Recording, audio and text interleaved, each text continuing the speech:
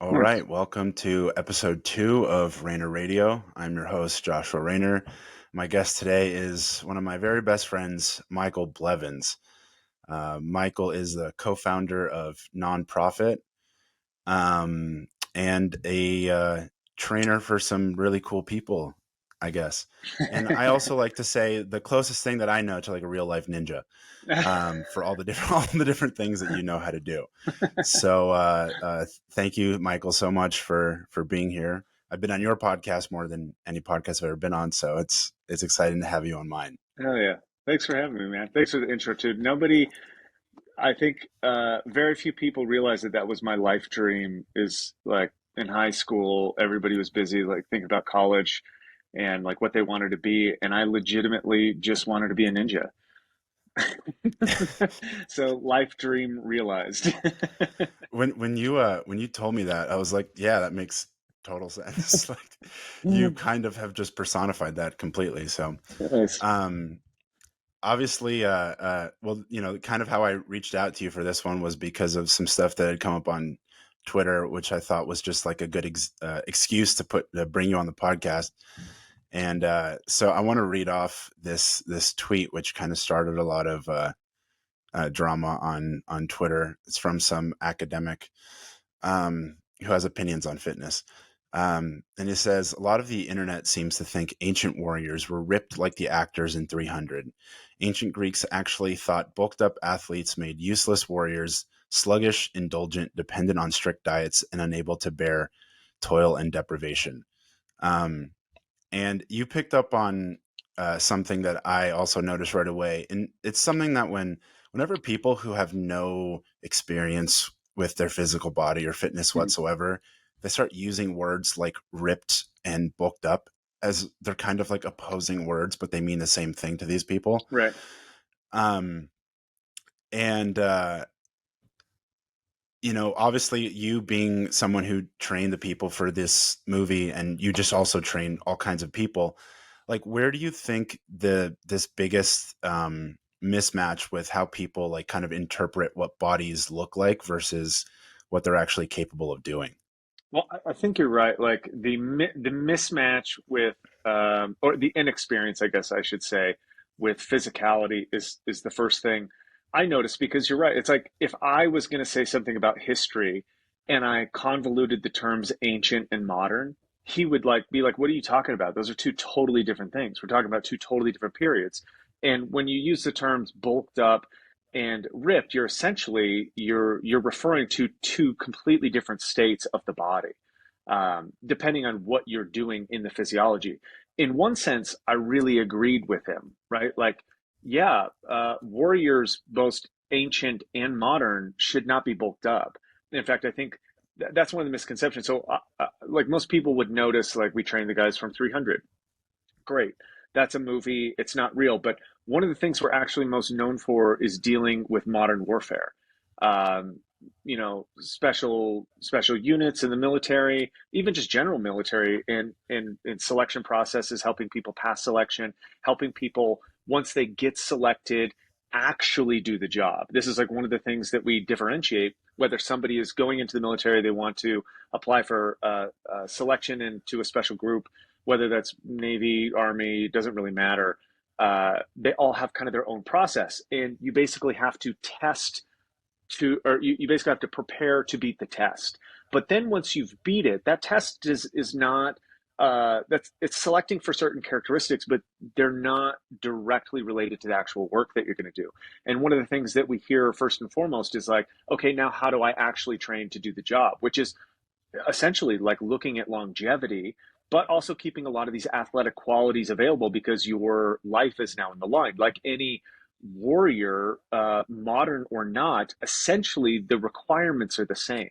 I need to be able to carry awkward, heavy objects very, very quickly or for very, very long distances. I need to be able to change directions. I need to be able to tolerate different climates, elevations specifically. And I also need to be cognitively aware and functioning under fatigue. Those are the actual tenets that we would look at how to prepare somebody for warfare. And that has nothing to do with like a 1 rep max bench press. It has nothing to do with, what, how much muscle size you have generally, but it also does, because muscle tissue can decide to a large order how high of a percentage of a contraction rate you can get.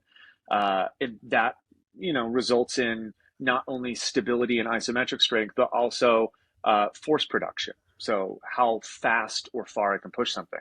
So where I agree with them is kind of interesting, and then where I separate is like where what you're looking at on screen is actually kind of the real deal. Actually, uh, especially with 300, what you're looking at is a bunch of guys that needed to look a certain way, but we achieved that through the same way that we would achieve a functional ability in any kind of real objective, which is to highlight power to weight ratio. So the average weight, and I've kind of gone through this to check my numbers just to make sure, but the average weight of the cast and crew, so we're talking about 30 guys roughly, give or take a few, uh, between that cast and crew, the average weight was like 172 or 170, between 172 and 175. There were a few anomalies that really threw it off. The biggest guy being like 210 to 215 when he cut down, but he was like a 240-pound guy when he started dieting. And he had a Was he really tall? and he was really tall, and he had a massive history of bodybuilding. Like, Yeah. like we're talking like a decade plus of trying to put on mass. And I'm not going to say that it was clean. Like, this guy's from Bulgaria. You know what I mean? Like, they don't play. Love my Bulgarians. Yeah, they don't play by the same rules necessarily. They do not give a shit about ethical ways to build. They just want the thing. And so, although I never talked to him directly about it, it was insinuated that he probably used, in his history, maybe not even at the time, a fair amount of gear to get that big. And Right, but even if he had done it naturally, someone who puts on that much muscle and then does the type of training you're going to ask mhm, them to do, he's going to maintain a far more amount of that muscle than he would have built from, just yes, being an actor who's like, do this training now. yeah, 100%. And I think it's obvious. Like, out of 30 guys, there was one. 30 Right. guys, there was one guy who really like, that guy's a freak. You know what I mean? And I could even say, like, because of his height and his like bone structure, it's very hard to parse the line between what was drug assisted or anabolic assisted and what was actual genetics. Like, it's a Yeah. very thin line, because honestly, if I took the same drug, I wouldn't look like that. You know what I mean? I'm not like 6'5", and I don't, for whatever reason. Now, would it help me be more muscular? Absolutely. Would it help me be a higher performer? In most cases, the answer is yes, right? Like, we know these are performance enhancing substances, which is why there's such controversy around the gender fluidity thing. Not that we want to get into that, but that is one of the things when you're like, oh, look, somebody starts taking exogenous drugs to help them perform better, it gives them a distinct advantage in power output. And I'll leave it at that, because I think it's a wormhole that we don't really need to go down. And I think it's pretty obvious where it can go and devolve to. But to come back to it, when we look at the average guy, taking that outlier out of it, 172 pounds, average height probably between 5'8" and 5'9". We're talking about very average people. Like, this is obviously, time period wise, we are a little bit taller than ancient Greeks by maybe 2 or 3 inches. I don't know specifically what it is, but by a significant amount, mostly because of our access to protein. Like, this becomes obvious, I think, in populations when you do the spread, even modern populations, when you look at protein consumption compared to height and weight, it accounts for it. And so in our culture, when looking at 172-pound man, that's the average weight of the average female in the US, right? So when you look at these people and you say that they're bulky, there's a mismatch with your terminology and what we're actually looking at. Yeah, I mean, taking everyone's perception is now so clouded with looking at modern people, Mm. and the fact that pretty much everywhere you go there are no I mean, forget even impressive looking people, but like normal looking people. Yeah, Like, you go out into really crowded spaces and everyone looks like they have something like physically wrong with them. yeah, Whether it's some way with kind of how their like faces come together or their posture or the kind of shape that they're in. And so to look, I mean, you've seen those pictures Hmm. that like a lot of these, like anti seed oil accounts might post, which is just like the beach in the 70s. And there's like Yeah. no fat people. Yeah. One of my, one of my good friends, so random. Two of my best friends from high school, their grandfathers were best friends, Hmm. and then they only realized that when their grandfathers met back up when they became really good friends. Like it's just how crazy, they were in New York, and then to be like in California, their grandkids became friends. And there's this picture of the two of them like at a pool, at a public pool or something when they were teenagers. Hmm. And this probably would have been like in the 30s or 40s or something. And they both like they look like they would just be like a normal guy who like goes to a CrossFit gym now, but they were like just teenagers. They're well put together. They have very low body fat. They have, broad shoulders, narrow waist, nothing crazy. They don't look like they're on steroids. They don't look like they're going to win Mr. Olympia. Yeah. They just look like they're physically capable of doing things. And we've become so disconnected from just what an average person who can just capable of doing things can do. And then if you just take someone like that and be like, hey, you also have to be able to like kill people and not be killed, right? You just add a certain element Hmm. of training to an average person, and they're going to look what we now deem to be like impressive. Yeah. And it's interesting that, again, he uses this, the internet seems to think that they were ripped, right? And Hmm. so we might understand that word ripped to be kind of like low body fat, like visible muscle separation. And then talking about like how maybe potentially maybe not deficient but not so abundant their diets were. They certainly didn't have like potato chips Yeah. and soda everywhere. It's like how much body fat would these people have even been able to have in the first place, that if they were like active laborers and farmers doing physical activity, which is going to build some musculature, is going to kind of keep a high metabolic rate. And then on top of that, you throw like you got to be able to hold this spear and the shield and like hold this like phalanx position Hmm. for extended periods of time. You're going to look like what we consider now an athlete to be.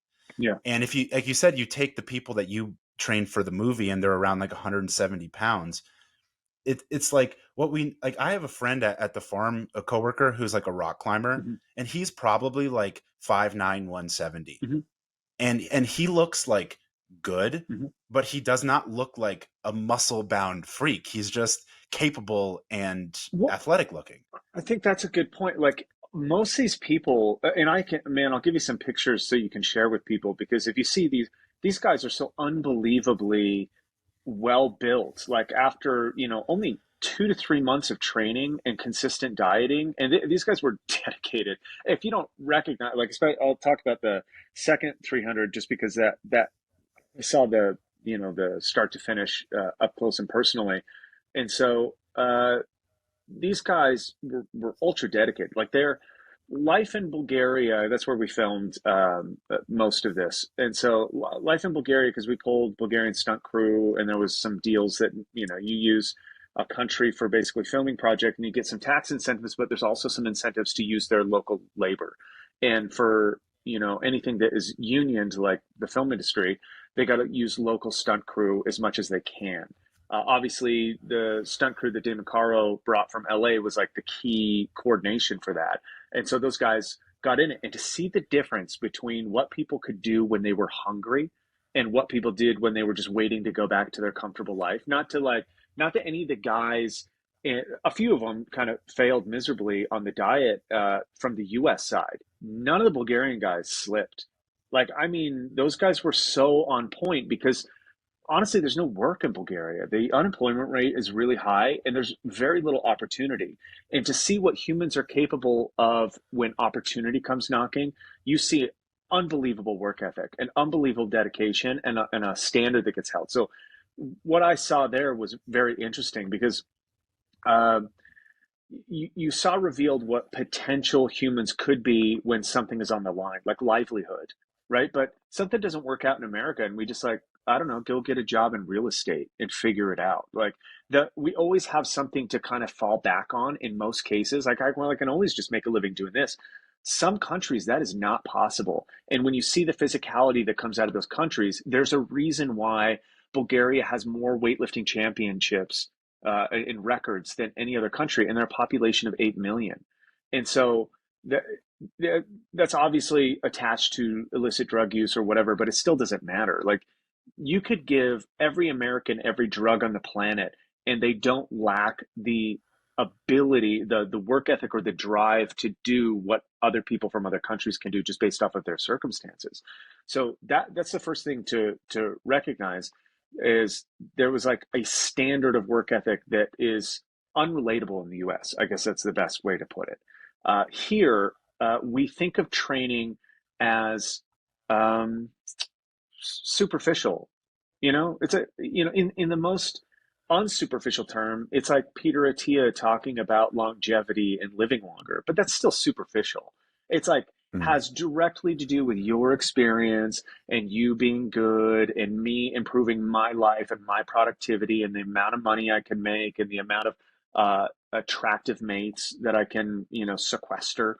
It has like training really in the US has nothing to do with capability unless you're involved into a sport or a task like military or warfare. And so then it becomes survival, and that's really the interesting thing is like training looks different, and most academics have no concept of what that energetic difference is. And there is, and I'll speak kind of wooey about this stuff, but there is a total difference in energy when you meet somebody who, like, I've had a lot of training partners, obviously. I've trained with a lot of academics who are just, into the aesthetic of it or maybe the possibilities of psychological development. But they hold, master's degrees in philosophy and PhDs and all sorts of things. And I've worked with people who are about to ship out and be shot at and possibly killed. And the difference in energy that they bring to training is different, right? And I'll tell you that they were different on the set too. Like there was just a difference in that quality. And so once you recognize that difference, you can start to assert like, what are we looking at? And I think you're right that a lot of people look at ancient man and they go, oh, they were like dying at 35. Like, first of all, that's an average, right? Like I, that people No, don't. once you hit 35, you just drop dead. You Everyone knows just that. no, people don't understand. Like there was a high infant mortality rate, but that skews the average. This is the problem with statistics: is most people don't ever do a class in statistics, and they see something like average age of 35, and they think, oh, they die at 35. And it goes, no, you either die when you're a month to 2 years old, or you die when you're like 60 or 70.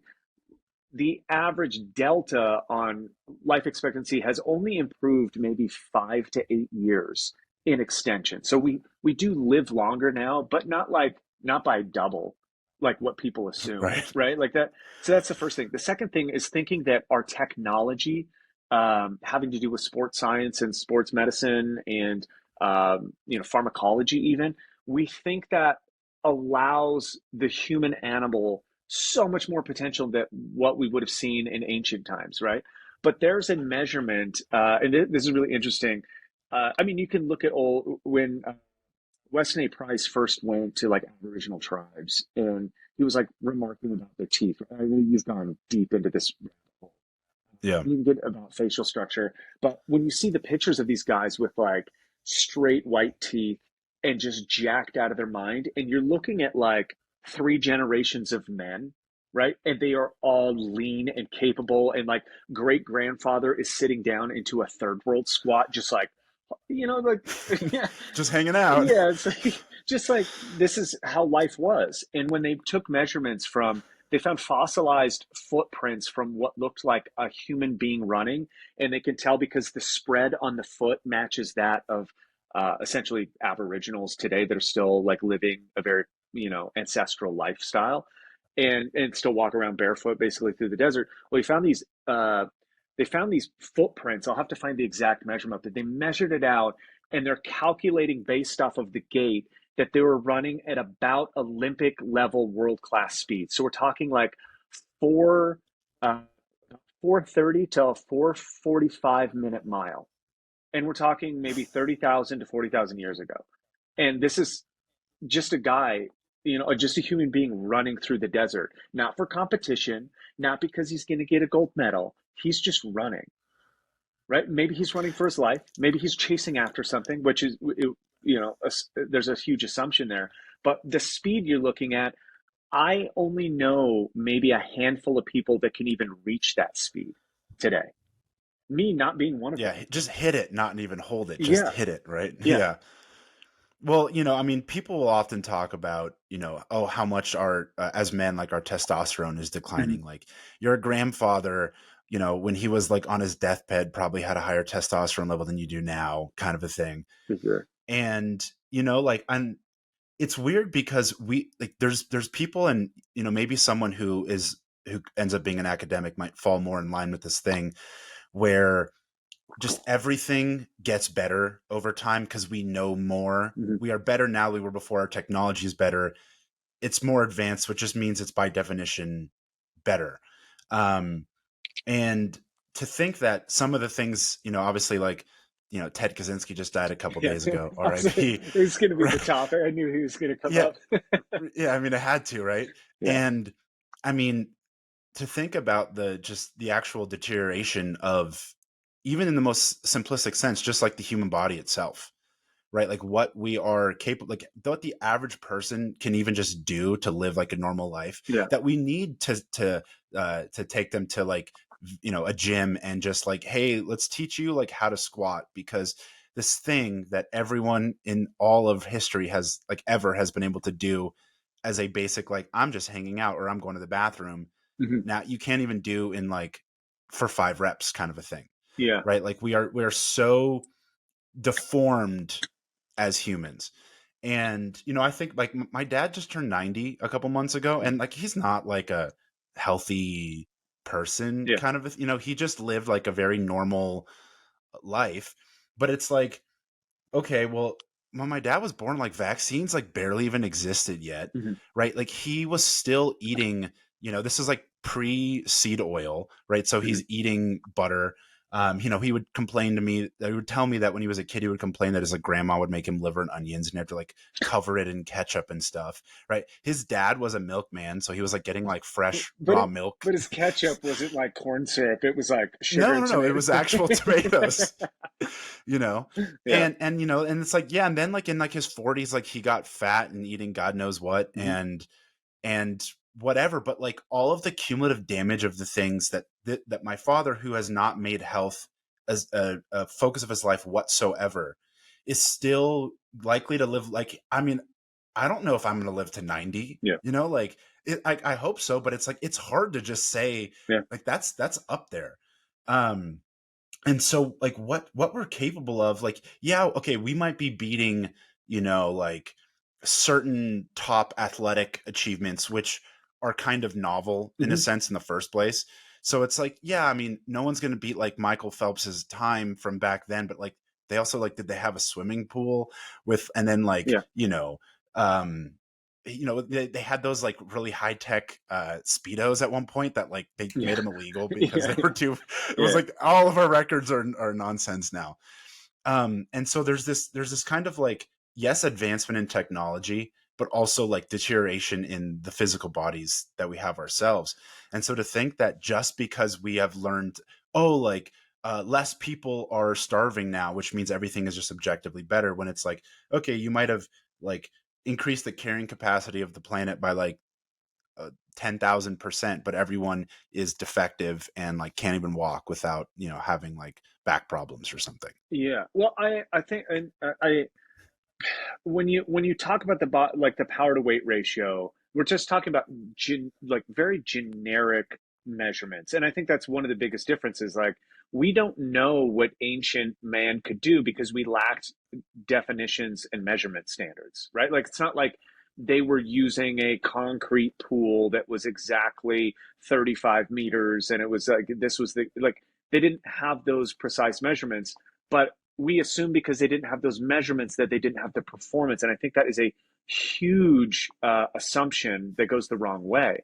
In which case, like, we'll map this out for people that would like not recognize. So today the average warfighter is about 185 pounds, right? And there's like stuff going on that like essentially we don't have enough people that are fit enough to actually have a draft.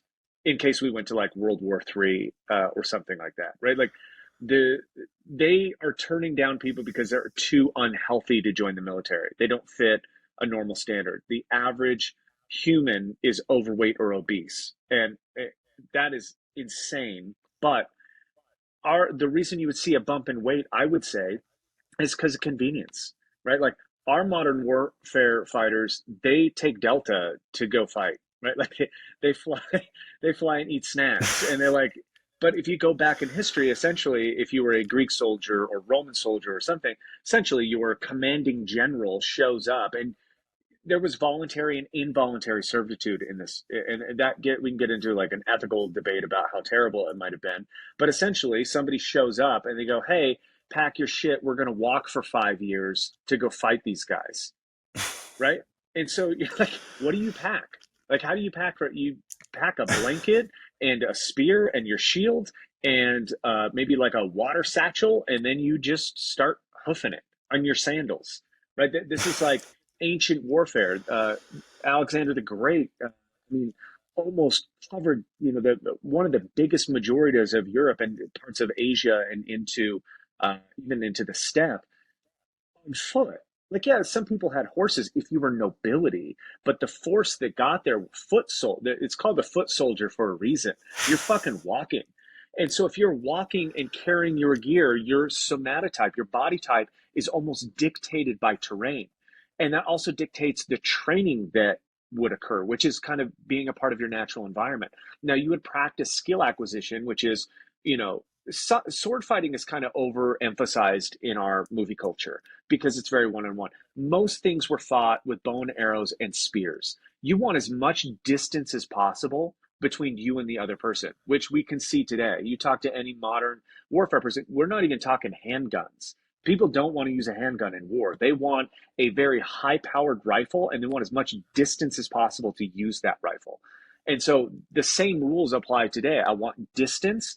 And so a lot of your skill work would be skill based on bow and arrow and phalanx like formations, uh, calling, marching, stuff like that. Like the organization of warfare, and that would be most of your training. So to think the example that this guy on Twitter used was really interesting because he goes back and he quotes some ancients that are basically saying that the runner is too upper body weak to be a good soldier, and that's what they considered athletics because they still had games and entertainment and athletes.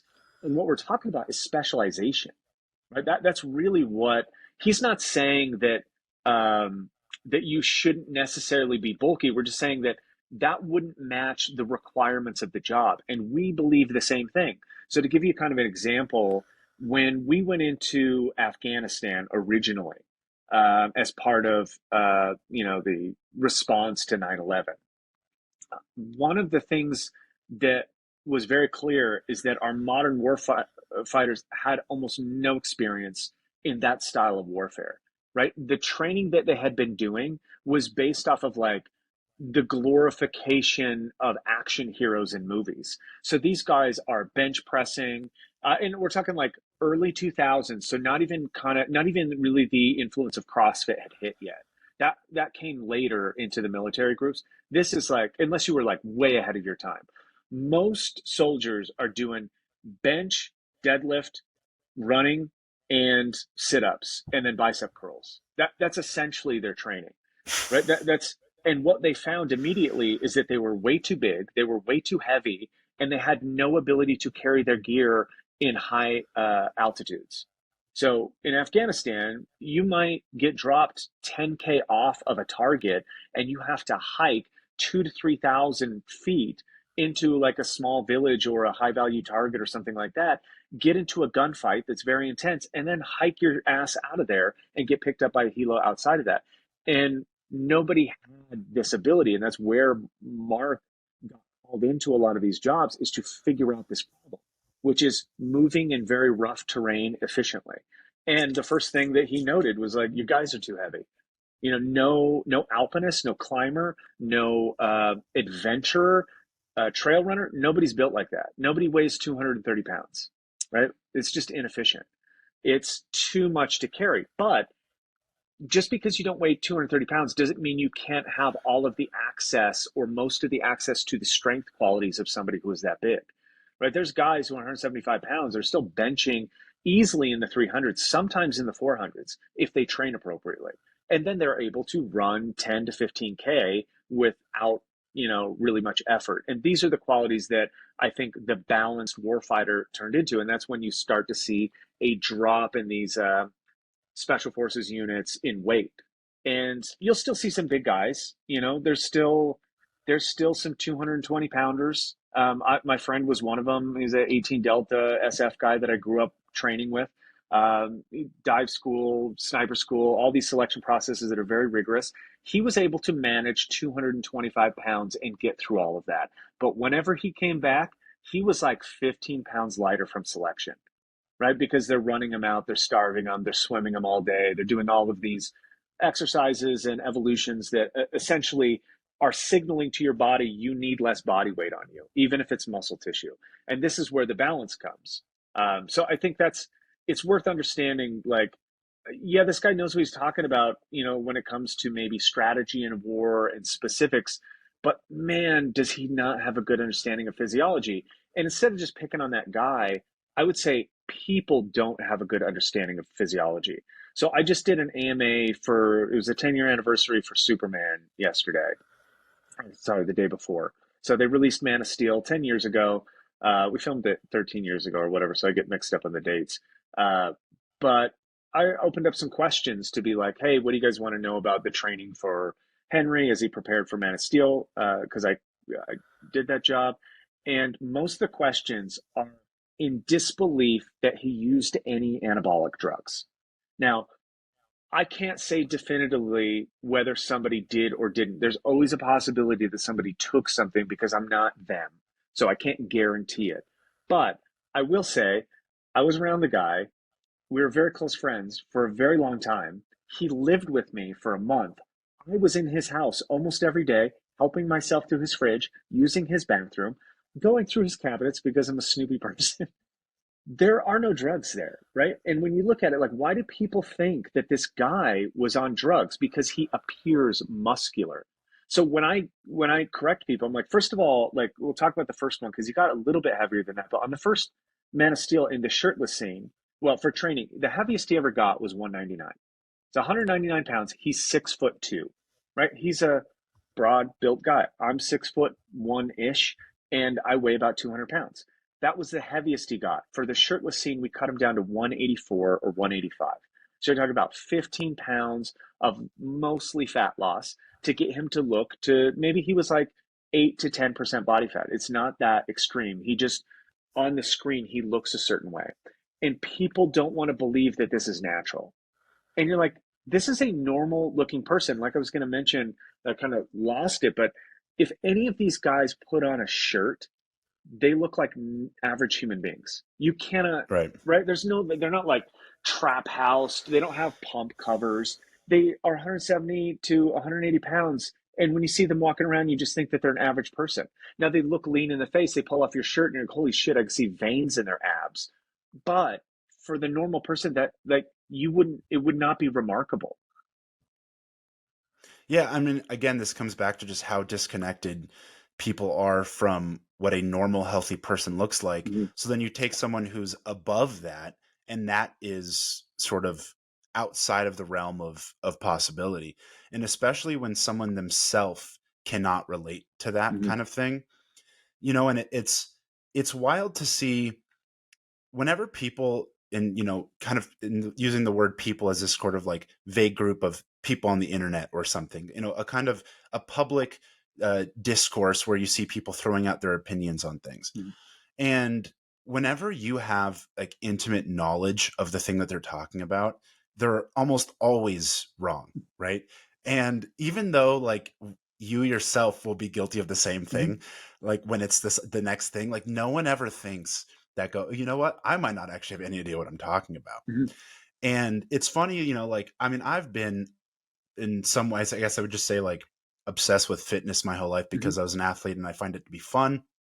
And so you read, as like a kid, I would read like muscle magazines, and then it progresses to like blogs on the internet, and then you see like YouTube channels, and then you see social media and people talking about this athlete or that celebrity or this thing, and they're sort of like guessing. Like I think I told you, like I was looking for a tweet of mine, Hmm.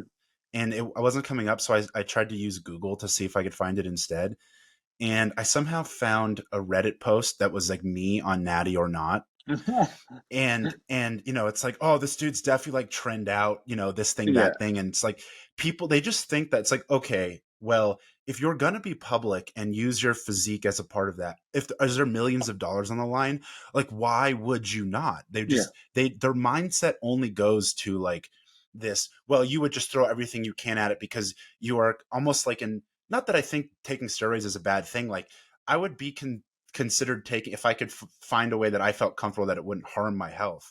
I don't not do it because I'm like Yeah. ethically, like I would want any advantage I can. I just don't want to make it a disadvantage, right? Right. Because my life isn't dependent on, well, if I'm like 5 pounds more jacked than I like win the lottery, it's just like I'd look a little bit better, or maybe I'd feel better. Hmm. Um and so I saw this. um I was actually going to send it to you, but I forgot. Mike Israetel from Yeah. Renaissance Yeah. Periodization. Yeah. So they're trying to like do a Speaking lot of of illicit like, drug use. well, sure, but they're I've noticed that they're like their YouTube channel, is always like, I mean, I'm pretty sure I subscribe to them, but I get the recommended Uh-huh. videos and stuff, and they're trying to like do content to make things interesting, and they do like exercise scientist analyzes Hollywood Oh, yeah, workouts, yeah, yeah, and he did one on Henry for, I think it was like the Witcher, um, yeah. the Netflix show that he did. But the way that he analyzes every movement is whether or not this is good for hypertrophy. And he even says like all that matters for Hollywood is that you look a certain way. And so everything should only be structured to look a certain way. And he makes no other consideration for the fact that maybe the trainer, if it's someone like you and Mark, you want to build the physique in a different way because you actually have a different mindset or a different value system Hmm. than what his might default to. And everyone seems to do the same thing where they go, okay, well, like you're the biggest star in the world in this gigantic Hollywood production, you would cheat, quote unquote, cheat to every inch of your ability to, because why wouldn't you? But then again, like, when you look at, if anyone who actually understands fitness, who's been an athlete, Hmm. who has tried to put on muscle, who's tried to lose fat, and who's been around other people who do the same, Henry looks amazing in that movie, but he does not look not human. He Right. looks normal. And I even think, I think that's I'm assuming the shirtless scene you're talking about is the one where he's like, it's raining and he's got the beard Yeah, it comes out of the and he's water. like, Yeah. yeah, Yeah. right. And what that scene always really was like to me was, it was trying to humanize the character. It's like he's like a regular like working class kind of guy Hmm. who's just like a little bit more, right? And obviously what he's doing is superhuman, but he's kind of made to look like, yeah, his body hair is still there, his beard's a little scraggly, like Hmm. he's not like this polished finished product, but he looks amazing. But it does not look unnatural, and it does not look out of the reach of someone who has the genetics and like the work ethic to get there. And so when Hmm. you take these these Hollywood actors who, maybe Henry was already somewhat athletic before he got into acting. I don't know if he was just like a theater kid who like never picked up a weight before. um but you take, especially like the cast for 300, who's like, most of that cast are just like almost like thespians to an extent, right? And you put them in like Yeah. a work camp for, how long was it, like 6 weeks, you said? No, so like 3 months of prep is general, and then 3 months of Okay. filming. Yeah. So it's about a Okay. 6 month project, and you get, obviously the buy-in is first couple weeks, and then you get about a good 2.5 weeks to get them into shape. Okay.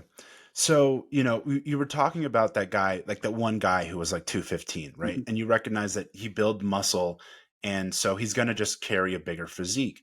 And so if you think of doing a crew for a movie in a similar mindset as to training, warriors for war, and you have phases of what they're doing and times where they're focused more on strength, right? Mhm. If you take farm laborers who have a much greater baseline than just like what an actor would ever have physically, right? Like your Mhm. average actor, what they're physically capable of, what they've already put their body through, and then put them through some like coordinated fighted training.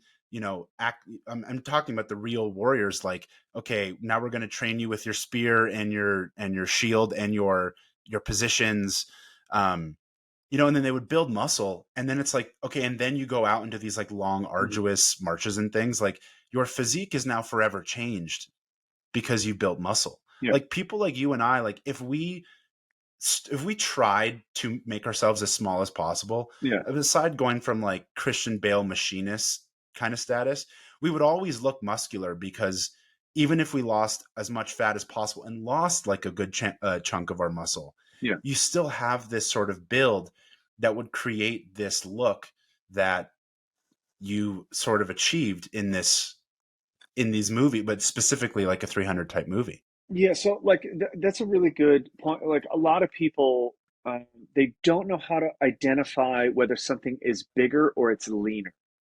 Like, Bulked up or ripped, right? yeah, it's like, but a hypertrophied muscle, once that has been grown quite a bit, it's very hard to actually get rid of. You can do it. For 8 years, I was trying my hardest to lose mass, but I had spent, outside of high school and when I was doing Muay Thai and MMA, I was really trying to be bigger and stronger. And so I was doing like, kind of shitty put together bodybuilding workouts, eating extra protein. But I was training a lot of like cardiovascular stuff because I was doing Muay Thai twice a day and doing jujitsu and like wrestling and very active aerobic person. And I still wanted to like run up mountains and do like I was just a very active like young 20 something. But my workouts were like, go put on some weight and bench press until failure, right? And I was like, this is not a good I'll say this. It was not a well constructed system. It might actually be the same system that I do today, which is like, who gives a fuck about reps and sets? Let's like get some acidity into the muscle and let it grow. And so I Right. accidentally hit, you know, up in maybe I was like 200 pounds. But it was like a softer 200 pounds. And then I found endurance sports and I was like, cool, I want to race bikes. So I starved. I quit eating. Like I was riding a bike 3 to 4 hours a day and I was eating, less than 2,000 calories a day on most days. I was looking for any way to get down just as small as I possibly could. And once I hit 178, 179, stuck and fucking miserable. Like, my brain chemistry changed. I became like, it changed who I was as a human being. I'm not saying that it was a bad because it taught me a lot of stuff about it, but then I wanted to put on mass. So I like wrecked my bike. I couldn't race bikes anymore, really, or like effectively because I was a little bit too hesitant to race in criteriums. So I was like, cool, how about I try getting big again? So I just started eating milkshakes every day and doing the same thing. I'm just going to do 10 by 10 back squat and I'm going to like lift weights and just see where it goes. And within a year, I put on 30 pounds. Again, 20 of it was lean mass and probably 10 of it was fat. But then after, a couple of weeks of just stripping off the excess fat, I was a good 205, 210 and a big person. And now, if I would say if I tried to go back down, I probably could only get to 185, is my guess. You're right that muscle mass is very sticky. But what people identify as muscle mass, they don't usually identify. And this is like you have the perpetual non-competitive bodybuilder that has been going into the gym for 20 years, doing the same routine, eating the same protein shakes, talking about their mass gain cycle, but they've never done a lean out cycle. So when people look at them, they don't look at them and go, oh, look at that jacked guy. They go, man, look at that big puffed up, stay puff marshmallow guy. Because you just like perpetually, he's inflamed probably because he eats terrible foods. he probably has massive tissue damage and joint damage from doing repetitive exercises that don't really help him. So there's all these issues, and he's never leaned down in his life, so he just kind of looks like muscly fat. There's skinny fat and then there's muscly fat. I would say 90% of the people that talk about bodybuilding and are obsessed with it never actually cut down to see what their capability is, because the cut is miserable and you have to kind of have an end date to it if you want to do it appropriately. Now, we try to transition. We don't go so big and we don't go so lean that we can't maintain it. I would say, in comparison, when you were probably, I don't know, right before you left Venice, when you had found carnivore, but you were still doing a lot of strongman training, right? How much did you weigh there? 200 pounds? Um, right before I left Venice, I was about like a Okay. 195 ish. Yeah. Okay. But you were Yeah. lean. Yeah. You were like, Yeah, I was very yeah. lean, and I had started jujitsu. Mhm. I was doing at my at Deuce. We had like a bodybuilding like class that I sort of just started jumping into because it Yeah. was a fun thing to do, and I was doing strongman training. So sometimes 3 training sessions a day, Yeah. and I had gone from carnivore to basically like carnivore plus milk, Yeah. honey, tons of bread and fruit. Yeah. And so all of a sudden I like Carbs. Yeah. blew back up while still being super lean. Hmm. Um yeah, and I was like, I'm just under 6 feet tall and I was like 195 pounds, probably like 10, 11% body fat. So if I put you next to Henry and there was a comparison, you would make him look like a small person, even though you're a little bit shorter. You would look wide compared to, and this is what most people miss, is like, if there isn't something to compare it to, you don't know what you're looking at, right? Like Right. Michael Fassbender has that famous picture where he's just, and he looks like he's tall. He looks leaner. He's like sinewy, kind of strong. But people would look at it and be like, that's either a guy that's 6'5" and 240 pounds, or it's a guy that's like 5'8" and 150 pounds. Like, there's no Right. way to tell. He I know what picture you're talking about, and he has that really nice like broad Yeah, shouldered thing and everything comes in really nice and narrow. yeah, And if he wasn't on a screen where his body's actually like 15, 20 feet tall or yeah, something, like he would look like a totally normal person. yeah, for sure. He would, and like people look at like Instagram influencers, like fitness Hmm. influencers, right? And like you see this guy who's like, okay, he's maybe probably on steroids or something, but he's like 5'8" and like 175, Hmm. just absolutely shredded and peeled. But good shape. And then Yeah. right, like really nice proportions, Hmm.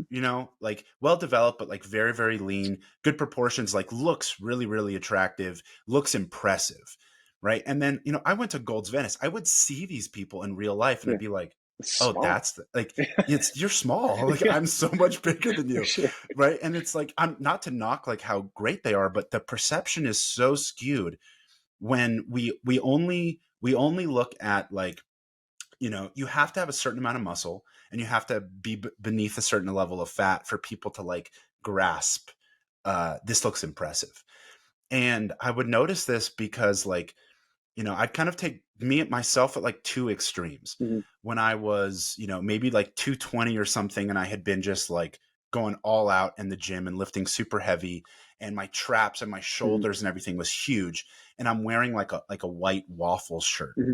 right? Which really shows the shape of the shoulders and neck and chest, right? And like I'm all like now I'm so soft in the belly and everything, but a guy bumped into me at the bar and he was like, please don't kill me. And I'm like, I'm not. Yeah, well, You're Max, cool. I'm an It's old. good, man. And he was like, dude, I'm so sorry. Like, let me buy you a drink. And I'm like, dude, it's fine. Like, and he was probably just a little drunk, silly guy. But, because I look like that, what was showing was I am big and imposing. Yeah, But if I was at the beach with my shirt off, people would be like, oh, that guy's kind of like out of shape or something. yeah. Right. Because I'd be soft there. Alternatively, when I got out of college, I don't remember if I ever talked about the time I did like a juice cleanse for 2 weeks. Mm. Oh, Um, yeah, yeah. it You was did mention it. Yeah.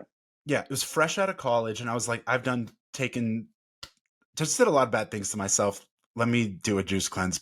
I don't know why that was a good idea, but I got talked into it by my roommate and our yoga teacher. And I lost 23 pounds in 12 days, which is insane. And so I was like really like small. I got Hmm. down to like 160 pounds, Hmm. which is like the smallest I've been since I was like 15 or 14 or something. I Yeah. did this when I was 23. And but I mean, I was shredded, but also like just going on the cleanse, like everything that was in my belly like completely deflated. I had like, I've talked about how like bloating has been a problem and a reason why I've sought out these like stranger diets. And it's like my waist shrunk down to nothing, which allowed my abs to hold a really, really nice position. And I was getting like cat called to like a level I've never even experienced before. People yelling at me, like friends, girls, anyone in public was just like, "You look like insane." Like it was some of like the biggest compliments I've ever gotten in my life. And I weighed 160 pounds. I was like, I'm just skinny. Yeah. But in their mind, all people see is a certain look that they associate with a certain thing. And so when people sort of attach like these kind of uh, what sort of translate to them as impressive from things they see in pictures or things they see in screens, and of course they themselves also don't really understand what those things actually mean or how to get there. It's a very much a projection of the value of what that physique brings. And again, like, what you and Mark have done is bring like what are considered to be some of the most like impressive physiques that have like ever touched the screen. And we can recognize that those athletes, those actors, kind of treated themselves like athletes, put in a lot of work, required a lot of attentiveness from you guys as trainers, and sort of be really impressed with that all. And at the end of the day, not be like, that is so beyond the realm of like realistic. And I think part of that comes to do with, if you've been exposed to impressive people your whole life, impressive people are still impressive, but they don't become unrealistic anymore. Yeah. I think, man, there's a lot there that is really hard to translate. I think mostly because you mentioned there was another guy who was, I think he was talking about Gordon Ryan and steroids or something. And I posted him the other day because I was like, this is like how he might even know a lot about steroids, or he might, but he's never gonna he's never going to be able to call what is and what isn't. And so Gordon Ryan got sick, and he's been sick for like 2 months, essentially, right? And so He got he staph infection or no, he or had an issue. strep throat. Yeah, and then he had an issue with his gut that he's had for a while. There's a couple things going on in him that it's like he's probably a disaster. And I think he's like acknowledged the fact that he uses, right? Like he's pretty open, not specifically about, but he's like, yeah, I would use. It's probably some form of TRT that's like optimized like to probably a high degree, and maybe some other agents that keep him a little bit lean. I'm guessing because his I think his partner is like into bodybuilding, so I have some guesses as to what would work to give him his physique. He doesn't have like necessarily a good strength and conditioning program. He basically does bodybuilding and then he does jujitsu, and he is phenomenal at jujitsu. And for whatever reason, I wouldn't even like I know a lot about training, but I wouldn't even touch it. Like I'm not going to go in there and correct anything. He's the world's best jujitsu guy, and so he's got a lot of critics. And this guy criticized him because he showed a picture of himself after being sick for 2 months, and he looks like tiny. Well, he started to feel better, so he started to eat, and then he started to like, he got a pump and basically took a picture of himself like a week later or maybe 2 weeks later, and he looks like fucking gigantic. And this guy went off about, see, this is what drugs do, and I'm like, man, you've never taken drugs. Like that is not how they actually work. Like this is a pump and maybe some food and maybe some like sleep. Like I don't think people recognize how drastically different if you train somebody and they're lean, how much size you can put on with a pump. Like how different you look, like two totally different people. Like if I go out and if I come in here and take my shirt off, I look exactly like what I look like. I'm 6'2", I'm about 200 pounds, and I'm about 11 or 12% body fat. Right? It's like nothing that's all that impressive. I've got a +6 ape index, so my arms actually look small, even though they're not that small compared to other people that have short arms. If I go out and I spend 10 minutes just pumping my shoulders, my chest, my forearms, biceps, get the like, general, and I sit down, I'm going to look like a fucking monster. And like, that's just from putting blood in the muscle. Like, you can put so much volume in and it changes your appearance. Um, that being said, I think like people who criticize are they're picking one angle to criticize. Like you mentioned Mike Iskra. I know Mike. I went to some of his stuff. First of all, not impressed. Like he he is a critic is kind of all he is. And he's a bodybuilder. And a lot of bodybuild like he's not an athlete, right? He is a muscle pageant. He's good at muscle pageantry, which I is believe he does jujitsu, but he his focus is obviously being a competitive he bodybuilder. might now. Him and Chad Wesley Smith at the time were just doing like Chad Wesley Smith was just doing powerlifting. I think they both got into jujitsu. In which case, I, I could already say like if you have no background in actual athletics, you're going to notice really quickly how hard it is to move correctly and sell yourself as athletic if all you have are muscles. And so his point about, he has one point about if this isn't good for hypertrophy, then it's not good for the look and therefore it's a waste of time. That is such nonsense. I would say 90% of the training that we do, he would criticize as not being effective. But mostly what we're doing when we're training somebody's we're always functioning off of the aerobic system. Like nothing happens without a primed aerobic system. And this is something that is is done through just, moving around, easy conversational pace, breathing on a bike or walking or hiking or something like that, or just general dynamic warm-ups where I'm moving around in multiple planes, frontal plane, sagittal, rotational fields, just like at a very low degree so that my body gets used to moving nonstop, right? That's most of the training that we do. We're trying to incite movement because you can put muscle tissue on somebody and you can lean them out and they can look a certain way. That person still has to move in time and space. And if they don't look like they have moved athletically, you can see it, right? Mm. Like that, then you need to call in a stunt guy who can like jump over things. And so a lot of the training that we're doing, although it's not for the look, it is because the look is sold with actually the confidence in moving. And so when you see people that don't have good running technique or they can't navigate jumping over a box or jumping over a fence or doing just like normal day-to-day stuff, you try to put them into an action movie and you see just like, yeah, you see the kid who just went to drama school and now he's having to like coordinate his body and it doesn't work correctly. So like the fact that it just shows like critics usually never work these jobs and that would give them, like you said originally, like a profoundly different viewpoint based off of just experience. And so I've never done a bodybuilding show. I mean, for good reason, I don't want to, but also I would not train somebody for a bodybuilding show, right? The things that we train people in, we have experience in. And that allows us to predict what the results will be, but also control them when they go south, because that's a lot of what you're doing. Yeah, we have hopes and dreams of these guys being the most shredded and biggest result possible. But when things go south, people get injuries, people have scheduling problems. The productions get cut or they get fast forwarded or shooting dates move up and down. You have to work within this, and a lot of that is being adaptable, which is kind of our definition of fitness, which is your ability to adapt to the environment and the circumstances that require capability.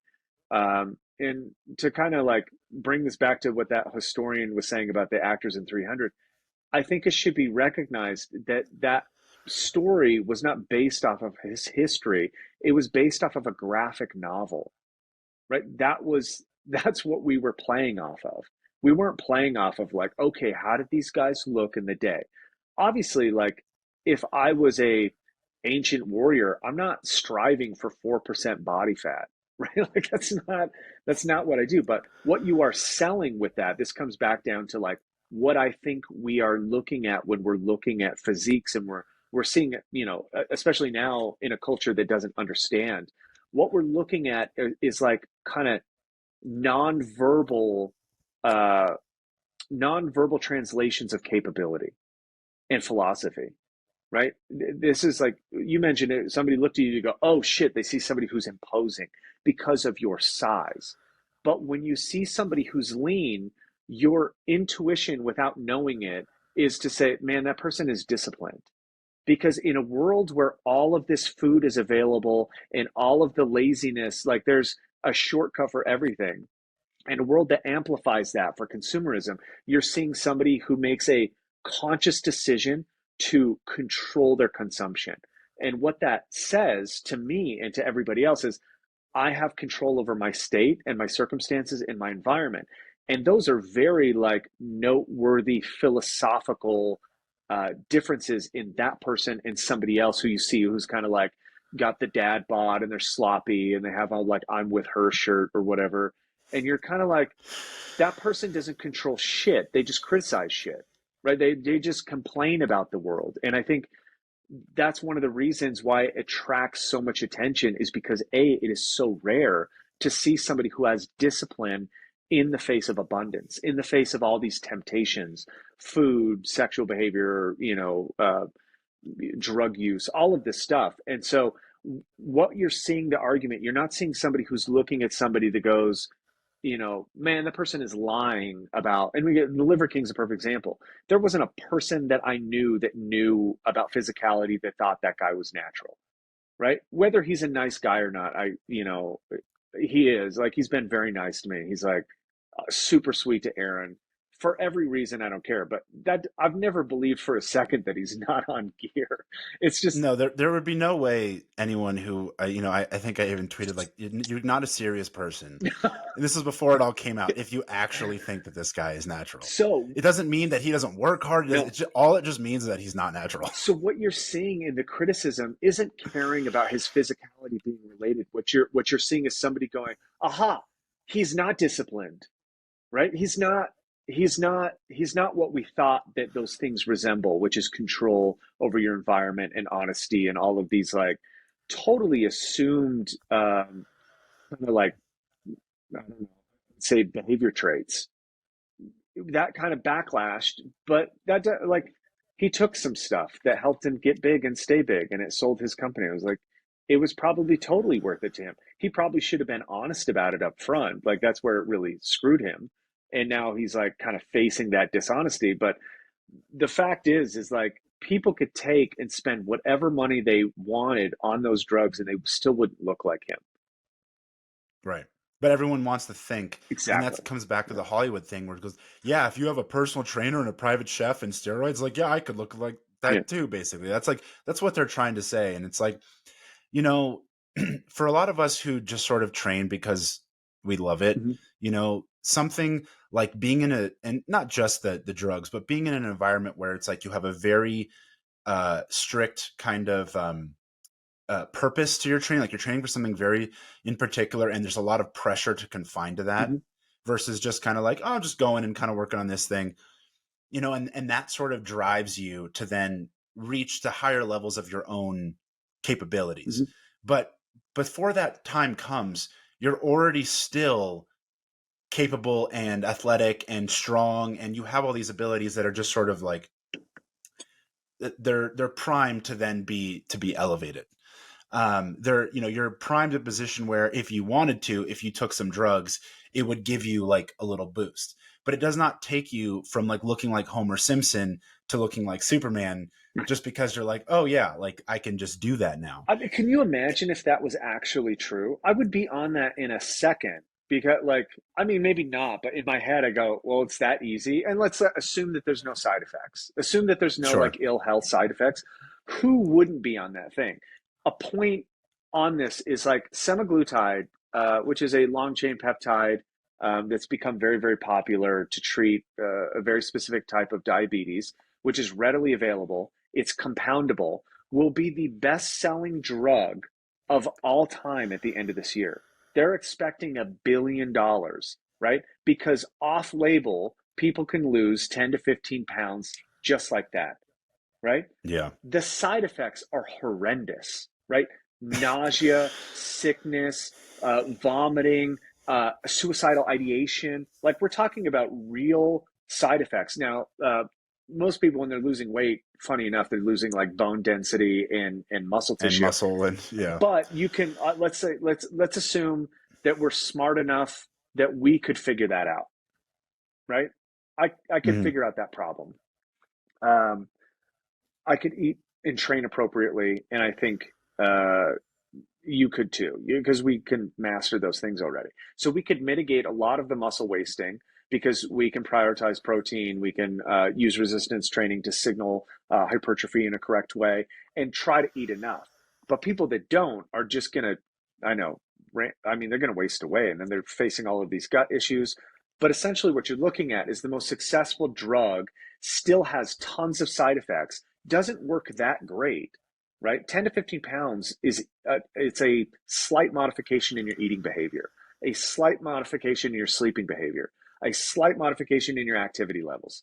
Like you go from walking for 45 minutes a day and you get an extra half an hour of sleep and you reduce one snack a day and you will lose that in the same time period that you could. That's all we're talking about.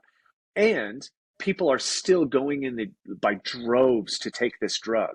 So to claim that like the Liver King, the only reason he is the way he is because he took this thing. If that was true and you believed it, steroids would be the best-selling drug. Those would whatever he had on his list. I didn't really look at it. That would be the biggest consumable because you're talking about being able to signal to society your work ethic, your dedication subliminally. And there's not a single person that doesn't want to do that. Well, you know what's crazy is I there's a study that is often referenced, and I'm not sure on the specifics, but it's that I think they had like a group that didn't do anything, right? Like a complete control group, a group that didn't do anything, but then took steroids, Mm-hmm.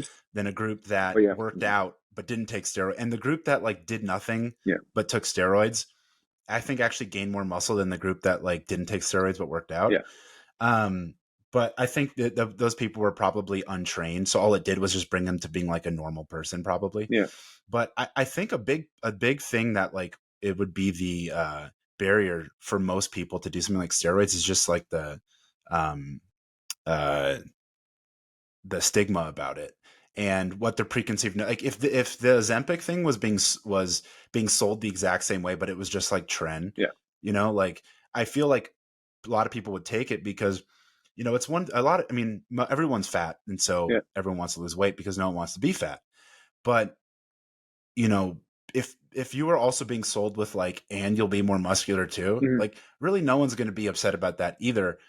But I think it's I think it's more like, oh well, like you've just been inundated your whole life with like this is a immoral thing to do, it's a dangerous thing to do, and it's not sold as like lose a bunch of weight. It's sold as like put on a bunch of muscle. But a lot of these drugs, they do work in a lot of ways by like cutting fat Yeah. or by improving your body's ability to put on muscle, which is going to then burn more Mhm. calories and burn more fat.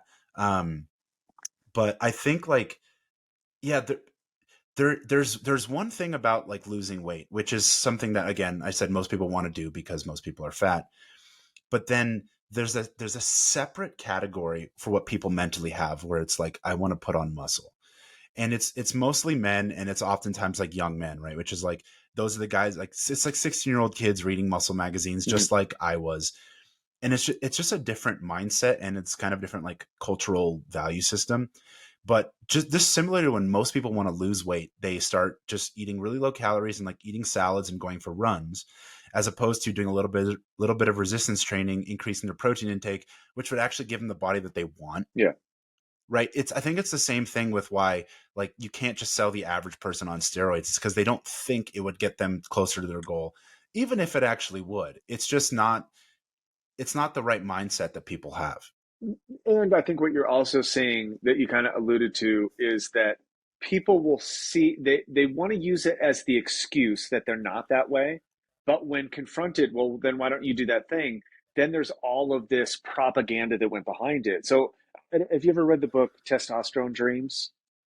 No. Okay, so like they covered this pretty extensively because back in the like 50s and 60s when these stuff were not illegal yet and they were kind of being promoted as like, hey, look, we can use estrogen and we can help with like menopause or progesterone and also testosterone for males who want to enhance their male qualities. It was being sold as like an erectile dysfunction drug, which works. Like, but that also got it also got recognized as something that uh, was going to tear apart the American family. And that became a problem for a conservative lobbyist group that tried to basically, similar to, subjects like marijuana or cannabis, you get these lobbyist groups and they just go on a tirade about how terrible these pharmaceuticals are for the American family or the American ideal or morality. They're going to make us sex fiends, or they're going to make us, that. So a lot of the stuff about roid rage, all of that stuff was basically propaganda, and a lot of it has stuck into our society as it's cheating, it's X, Y, and Z, which I don't agree with. I don't also agree with using these substances necessarily. I think it's very individual, and I okay. Sorry about that. Cut out. No worries. Yeah, well, it's like your video first went like stale, and then your audio cut out, and then you just completely were gone. But Where did I leave off, or where did um, uh, we were talking about oh, you were talking about the kind of the lobbying Oh, from people saying you're going to be a sex yeah. fiend and it was going to destroy the family, and roid rage and stuff like that. So, like, I think when you're looking at this, a lot of what we know about these substances, especially in America, is advertising.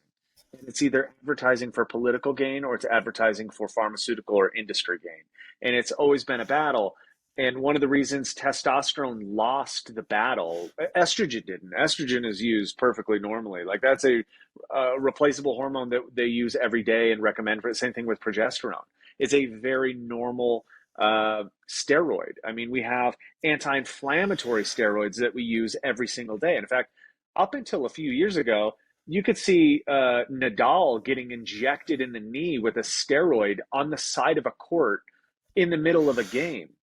And he's like, Yeah. literally, he's injecting steroids in the middle of a fucking game.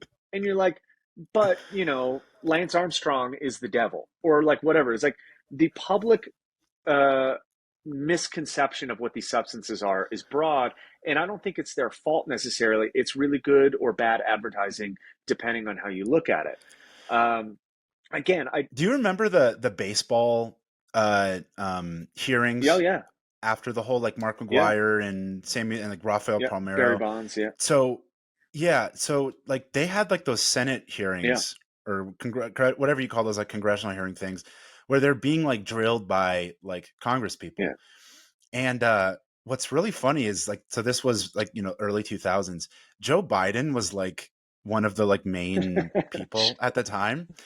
And it's, because at the, when I'm at that age, like I remember seeing it because it was this big drama thing, but I don't know who Joe Biden is Yeah. because he was just a senator or whatever at the time. Now it's really funny, but he was actually like kind of drilling the baseball players and stuff, and he was saying like, I played baseball as a kid, and like, and I wouldn't cheat, right? I'm like an honorable person, but you guys are cheating, you guys are bad people, right? It's the argument that he's making is an entirely like a moralistic judgment, Totally, right? It has yeah. nothing to do with anything science or health or Mhm. perform. It's just purely like, I did it the right Yeah. way. If I had done it, I would have hit a billion home He runs and been, he also forgot to mention that he played all white baseball. That's how fucking old that guy is. Well, didn't he get in trouble like a year ago where he was like giving a speech about like a Negro League baseball player, and he just sort of like Oh he yeah. he didn't drop an N bomb, but he just called the guy a Negro like Oh on yeah, for sure. in public. Yeah. Yeah, Like, yeah. dude. Um, God damn it. but yeah, it really again, it's like it is that sort of moral and ethical framework, and like you said, like how it's been sold and marketed against from perhaps like a political perspective, but like it might be the greatest drug, the greatest selling drug of all time, Sure. like Ozempic is being now, like if it was actually being done without this sort of like weird convoluted approach to Well, it. and I think about it like this, like let's say like your life is on the line. Like so people don't understand, but I mentioned a little bit before, but if we don't do well, like if I train my whole life to say I just want to, I want to go to the Olympics. It's a dream of mine. I want to it could pick any fucking sport. Trampoline. I want to win at trampoline or whatever ridiculous thing. So I trained my whole life. I put everything in. My parents bring me every day. They like support my dreams. I get, gymnastics scholarship, all of this stuff. I make it to the Olympics. I fucking bomb out and I come home kind of a failure. And I'm like, well, fuck it, I'm going to work at a bank and I'm going to use my degree that I got a scholarship for to like, go an MBA, and then I'm going to work for Wall Street. I'll make 250 grand a year even if I'm bad, right? Make a distinction or contradistinction between somebody maybe from Kenya or Ethiopia or something who Or or Bulgaria. Bulgaria who, yeah, Bulgaria's, I mean, I met one of the guys on our stunt crew was a gymnast, right? And uh you know, you if they are successful, like if a Kenyan runner sets a world record, or they win one world championship, or they break something, even marathon, half marathon, or something, they pull their family and the next 5 generations out of poverty. You're telling me that you wouldn't take some stuff to help you achieve 5 generations of richness out? Like, this is insane wealth to them. And sometimes it's the only way, because if they don't win, there's no banking job where they can just make, $250,000 a year and have a nice house in the suburbs, pop out their kids and like, get fat and just be kind of unhealthy and shitty Americans. They like the rest of the world, sometimes their only export is sport. And if they're not successful in that, their life is kind of over. There's really nothing else after that. And so to think that there's an ethical way to do that, it's like you're essentially there is no ethics around survival. Like, there just isn't. If I want to live and I want my family to prosper, I will do whatever it takes. And I don't call that cheating. I call that survival. That's what the world is like. And well, and again, I think this comes back to still like the original point above everything else, which is the same way why like someone like Joe Biden says that a professional baseball player is Mhm. cheating, or the same way that some guy, on his computer is saying that this Hollywood actor is cheating. And honestly, it's the same thing too, where it's like just that guy at the Mhm. gym at your 24-hour fitness who's bigger than Mhm. you and leaner than you is also cheating, Yeah. when there is no competition aside from the fact that it's just life. And if we recognize that life is inherently a competition in and of itself in some ways, what it really is, it's just resentment from people who see people better than them. It doesn't matter if it's, if it's specifically something like your weight or the way your body looks. It could be, if someone has more money than you or they're more successful, then they must do something unsavory. Of course, you would never do such a thing, which is why you get to hold yourself above them, even if they are superior to you in this domain. But because everyone has a body, Mhm. and especially people like us who like we kind of go into health as kind of a way to live our lives because it does matter to us. We recognize that this is our physical body. Being healthier, being smarter, being stronger, being less diseased, whatever you want to call it, is a massive difference in the way you experience just like every Yeah. moment. Then you realize that it's why everything comes down to like the way that you look, because everyone can recognize and relate to that. Whereas like, oh well, you might have more money, but like maybe my life's a little bit better, or there's all these kinds of different rooms for like, maybe not necessarily uh disconnection, but it's like the realest thing is just how you look in front of you. Yeah. And it's the thing that people are most self-conscious about and most insecure, because it's the first thing that is seen on the surface. And so anyone who looks better than you have to rationalize it as something that they are doing is unfair, or they are worse than you. You still have to find a way to hold yourself above them. And I think it's the same thing as the historian. It's the same thing as any critic. And it's really just resentment. Yeah, I think I just switched microphones, so let me know if the sound is okay. Oh, Yeah, you sound okay, all right. cool. Um, I think I felt this the other day, to be honest. Like I went to jujitsu, and I'm I'm okay. Like especially for my rank, I usually I don't know, surprise people. I've rolled with you. You're pretty good at jujitsu. I Um, don't want you to sell yourself short. Well, I just say that because a guy, I rolled, he was probably about 10 or 15 pounds heavier than me. I'm about 200 pounds. And so he was like, yeah, 215 ish, I would say, but dense. And he was like fucking strong. Like he grabbed my gi and I was like, fuck, like, and I'm not a weak person. I No, can you're not. exhibit quite a bit of strength in jujitsu. I try to like not use that stuff because I really want it to be skill based. I want to develop technique, but this is like a good opportunity to test your technique in this very specific circumstance. Nothing that I could do would move him, right? Like I could not move him. My technique was not good enough to overcome the amount of absolute static strength that he could hold. And so I could pass, but man, he would just flip me over and then hold me in side control. Now, he couldn't finish me because I'm fairly good at defensive postures and bridging. And so he got frustrated too. But in the end, I was just like, my first inclination was like, fuck that guy. He's most obviously using drugs. Like it's so obvious to me. The density of his muscle, there's no way that's not TRT at the very least, like optimized levels of hormones that I do not have. And then when I thought about it, I laughed because it's the exact inclination that most people have is to assume that the only reason he's stronger is because he's cheating. And I don't even consider it cheating, but I needed to come up with an excuse why I failed. When in reality, the real excuse is that I don't fucking train hard enough. I don't think about it enough. I'm not practicing my skill well enough to succeed against somebody like that. And when I look at it that way, I go, okay, I have more work to do. How should I actually, what can I do to fix this position? So I started working on all the places that I got stuck. And this is something that normal people don't do.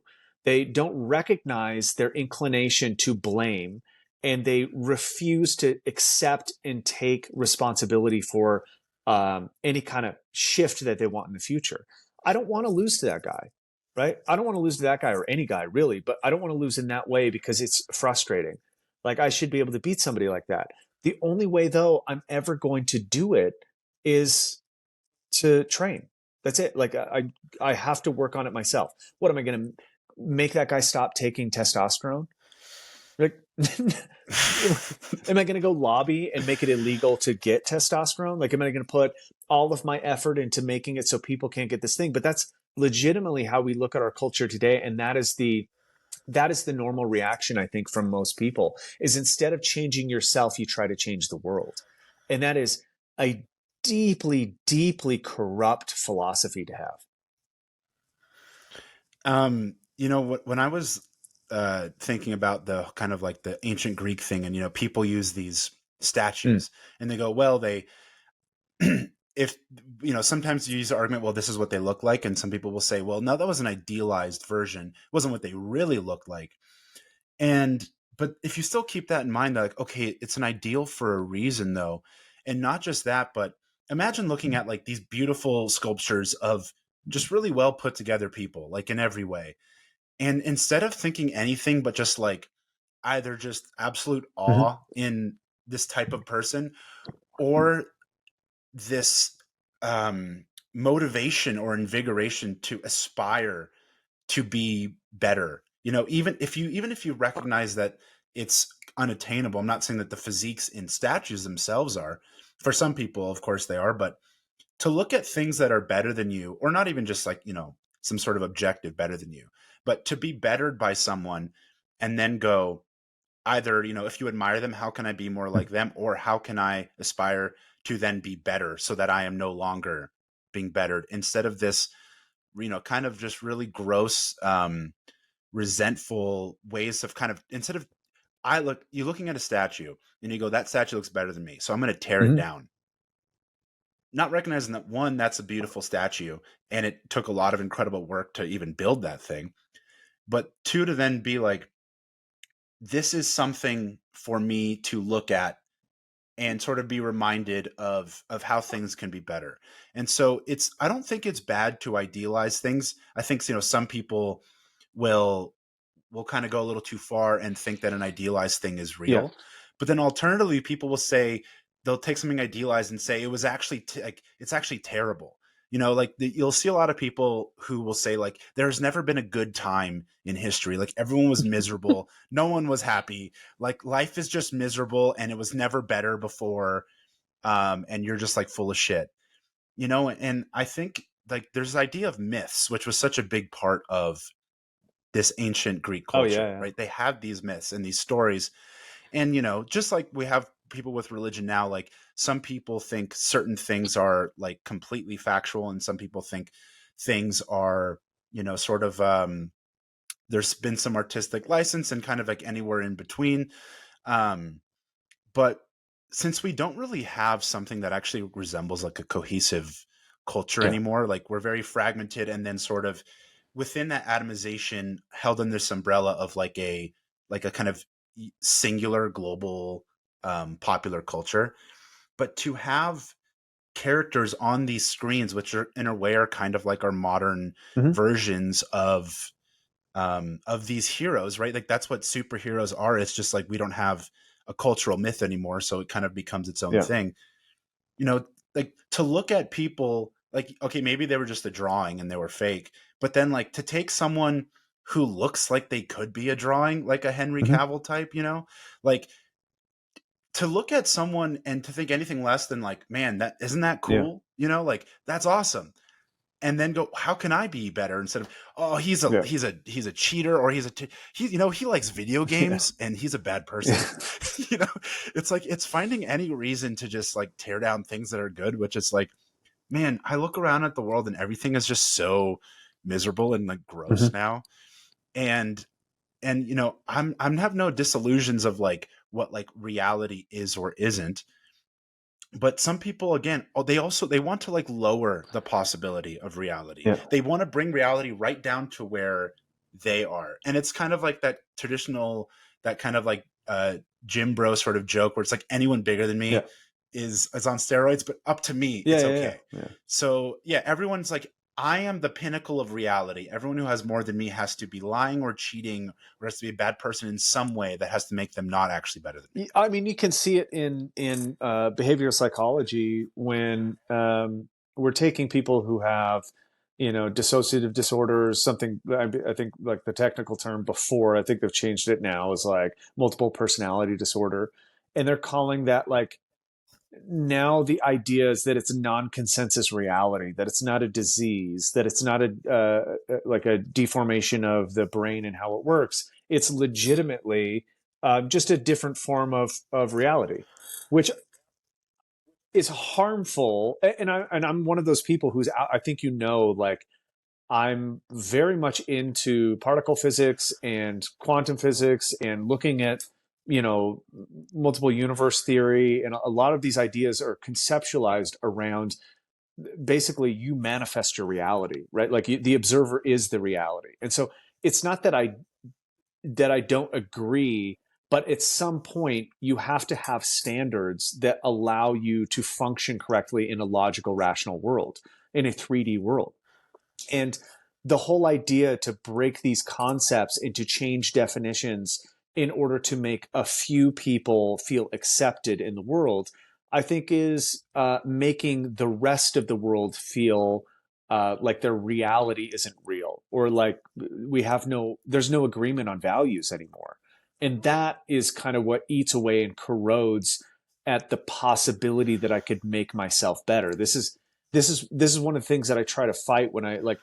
I'm not against drug use. I don't care. I don't think there's a morality to it.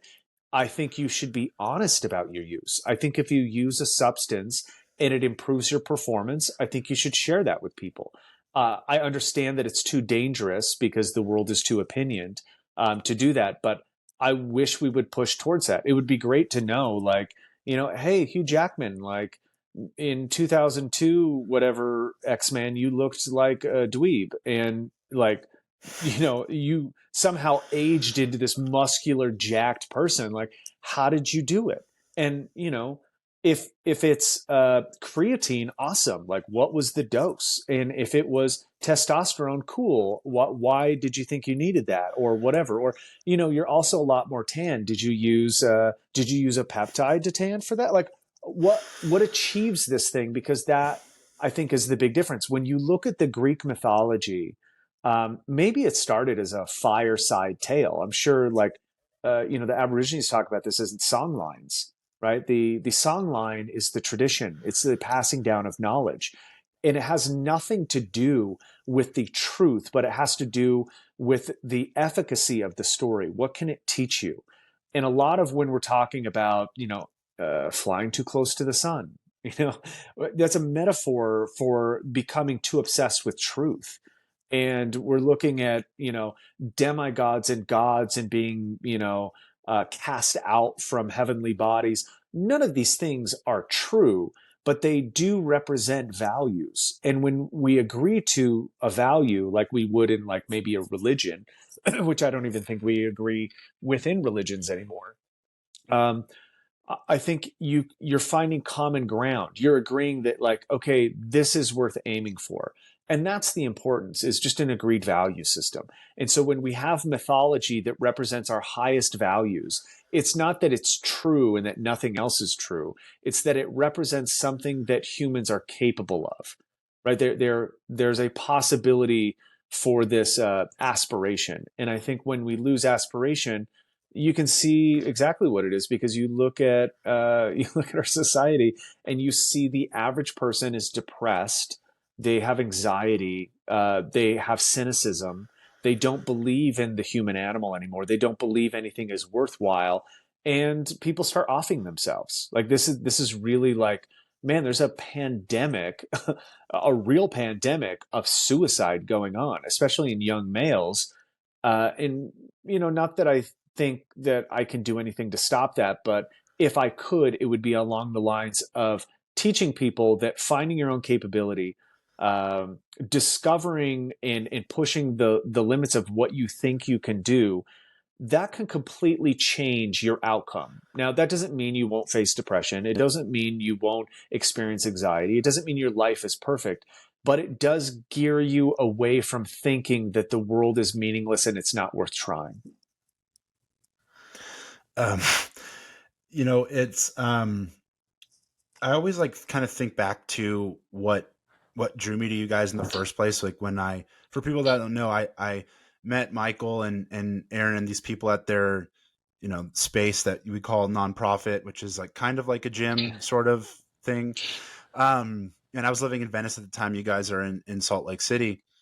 And, I had spent like my entire adult life basically in the gym. And I think gyms and kind of things like this physical culture is a great place for kind of young men to be drawn to be around other men who are driven to do something, and and when I think about like all the time that I spent with you guys, and it's like, how much time did we actually spend like talking about like fitness, right? Like not a significant Yeah. amount. It was always something else, something greater. Like you're talking about like theory of relativity, and someone's asking like, I just want to increase my bench Yeah. press. um and it's this kind of interesting place where I think, yeah, it's like we're kind of in a terrible time right now, not to just sort of be like, it's the worst it's ever been. I don't think that that's true, but there's clearly like a big problem with society as a whole, and like as you said, especially young men. And so to have both like these kind of more mythological ideals of whether they be a fictional character or even like a real person who is sort of kind of um fabled about even to some extent, as well as then having like real people to kind of connect with and look at like ways for how do we improve ourselves. Because I mean I don't think like you really can do this like on your own. It's like not the kind of creatures that we are, and you need some kind of support from the outside world, because unless you're going to try to do like, again, what like Ted Mhm. Kaczynski did and like go live in the woods, but it's like society like comes to your door, like the loggers come and they take down the woods that you live in. And not that I'm saying like what you should do is just kind of advocate for like a whole revolution against society and start killing people. I'm also maybe not saying that you shouldn't do that. I think they're all viable options. But like you can't retreat from the problem, whatever your Mhm. problem may be. And what I see too often with things like, going back to this historian type guy, is like some things that he said might not be like technically Mhm. untrue, right? and even if they're kind of like, but they could be kind of missing the point. But it's like, what is the point of this like focus? Like, go out of his way to sort of, what at least it seems like to me, it's like they weren't actually that impressive. Like that's really Mhm. what I sort of got as that. And I don't really know exactly like how to sort of conceptualize that into like what is that type of behavior, but it does not really strike me as anything that like I really want to be around and I think is good for people. Yeah, well, let's like flip it on this guy, and I'm just using an example. I'm sure he's like probably a nice guy, and I don't have. It's just like it's just an analogy. But imagine that. So I didn't finish college, right? I dropped out. Shocker. It wasn't for me. But imagine every person that I ran into that did finish college, that got an enjoyable experience, and like they it set meaning to their life, and they were able to find a career and friends and a community, whether in academics or maybe science or math or whatever. Imagine every time I met one of those people, I was like, oh yeah, well, I wasn't willing to do Adderall. Like the only reason you graduated is because you did Adderall, right? Because that's what kids do today. They just do Adderall. Like that's how they do it, right? um, You're basically brute forcing your yeah, way you through it. Provigil, Adderall, Yeah. cocaine, like that's how you did, or you fucked your teacher, or you just like you didn't actually take the test. You like somebody took that for you. Because I read that one story where like the Hollywood mom paid for their kids to like cheat on the test or whatever. So that probably is true across the board. It's like my disbelief in the human intellect now is diminished. And that guy would be very offended because I've essentially said that what he did is not possible and it's unrealistic. And that's essentially what people do when they look at these completely arbitrary works of art that are supposed to depict human potential in a very creative and, almost esoteric way. Like, nobody thinks that there's a guy from Krypton who is here, obviously, as an alien who's going to show human beings their potential. But the story isn't about that. The story, and I don't even like the story, to be honest. I don't like Superman as a character, other than this one fact that he does represent a common human problem. So imagine that you had all the potential in the world, but you were around all the people in the world that didn't believe in potential and they never expressed it. So let's say you were better than every other human on the planet. The odds are in our culture is that you would never know that you are because you're not taught to explore your capability. And what Superman represents is somebody who is so above average, but he has to get out of his own way to discover that. And he has to get out of culture's perception to get beyond that, right? To understand that he can fly, he has to break the laws of gravity. He has to fight against known truths, which are basically telling people that they're not allowed to do that, that it's not possible, that it's unrealistic to think in those terms. And in order to realize his potential to help humanity, he basically has to work against humanity to make that happen. Now, that is the part of the story. That is the message that Zach was going for. Like that's why his is kind of dark, because it shows how dark society is. And I think that story is very helpful. Like that lets me know that, man, something is wrong with the fact that we teach kids that they can't be successful unless they go to college, or something is wrong with the fact that teaches people that they can't have a six pack without drugs, or that they can't win the Olympics unless they cheat, or they can't, yet we could go on forever, but all of these are assumed. You can't be wealthy unless your parents were wealthy. You can't be a prominent feature of society and if you're of a different ethnic background or whatever.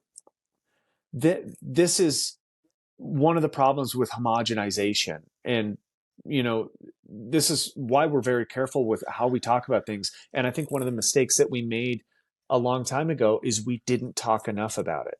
We didn't want to invite the whole conversation of, oh, they're on drugs or they use this. We just shut it down and said, people that really want to learn, they'll come inside our building. They'll get a hold of us and they'll make an effort to want to learn from us. But what that led to, because I would say we left society in a small sense. We backed away from the arguments. We backed away from the information. We quit publishing stuff about it because we were grossed out by people's negligence of actual truth. It was just like, I'm not even going to have this conversation. And where we went wrong with that is now we come back to it and we're like, we're still having the same conversation, except now so many other people have, you know, got on the critic bandwagon, including, you know, well-known scientific, you know, studied people like Mike Istrill and these other people who are disbelievers for some reason. And they just add to the pile of nonsense that doesn't get people to reach further. And I would say, like, if you're not trying to make people better around you, it means you're not trying to make yourself better, which is a problem. Like, if you, there's this coach, Mendez. He's a jiu-jitsu coach. He owns Art of Jiu-Jitsu. Their school is beautiful. I don't like to train there. It's a weird environment, but he coaches probably one of the most, you know, probably the youngest potential jiu-jitsu star in the world, Cole Abate. So I think he was 17. He was a blue belt. He beat Gio, which is like one of the best no-gi black belt competitors in the world, as a blue belt at 17 years of age. He has all the potential in the world. And recently, this kid, Cole just released. He's like, hey, just so you guys, like, there's a lot of talk going on about, like, you know, what we do and, you know, how like strict my coach is or whatever. So he dropped basically a bunch of messages that the Mendez brothers have been like, Guy is his name, have been coaching him along the way. And a lot of it is just about believing in your own potential. And the reason to get that potential and the way to recognize it is to bring everybody up with you. So he says in like one of the texts, he goes, look, you're doing great. I'm so proud of you. Don't forget that if you don't bring people with along your road to success, it's not real success. And you're like, that value has gone from our culture, right? It's like, it's me against the world. It's me against everyone. It's me versus all of these different things. And how we get that virtue back, I don't know. That value needs to be instilled, that like the world can win-win. It doesn't have to win-lose. This is one of the problems with our like system right now, is like the only way to think about winning anything is by if other people lose. And this is why I think it's easier to tear people down than it is to build everybody up. And when I think about it, I go, man, it's it seems like a bad idea. It's not a good wager, right?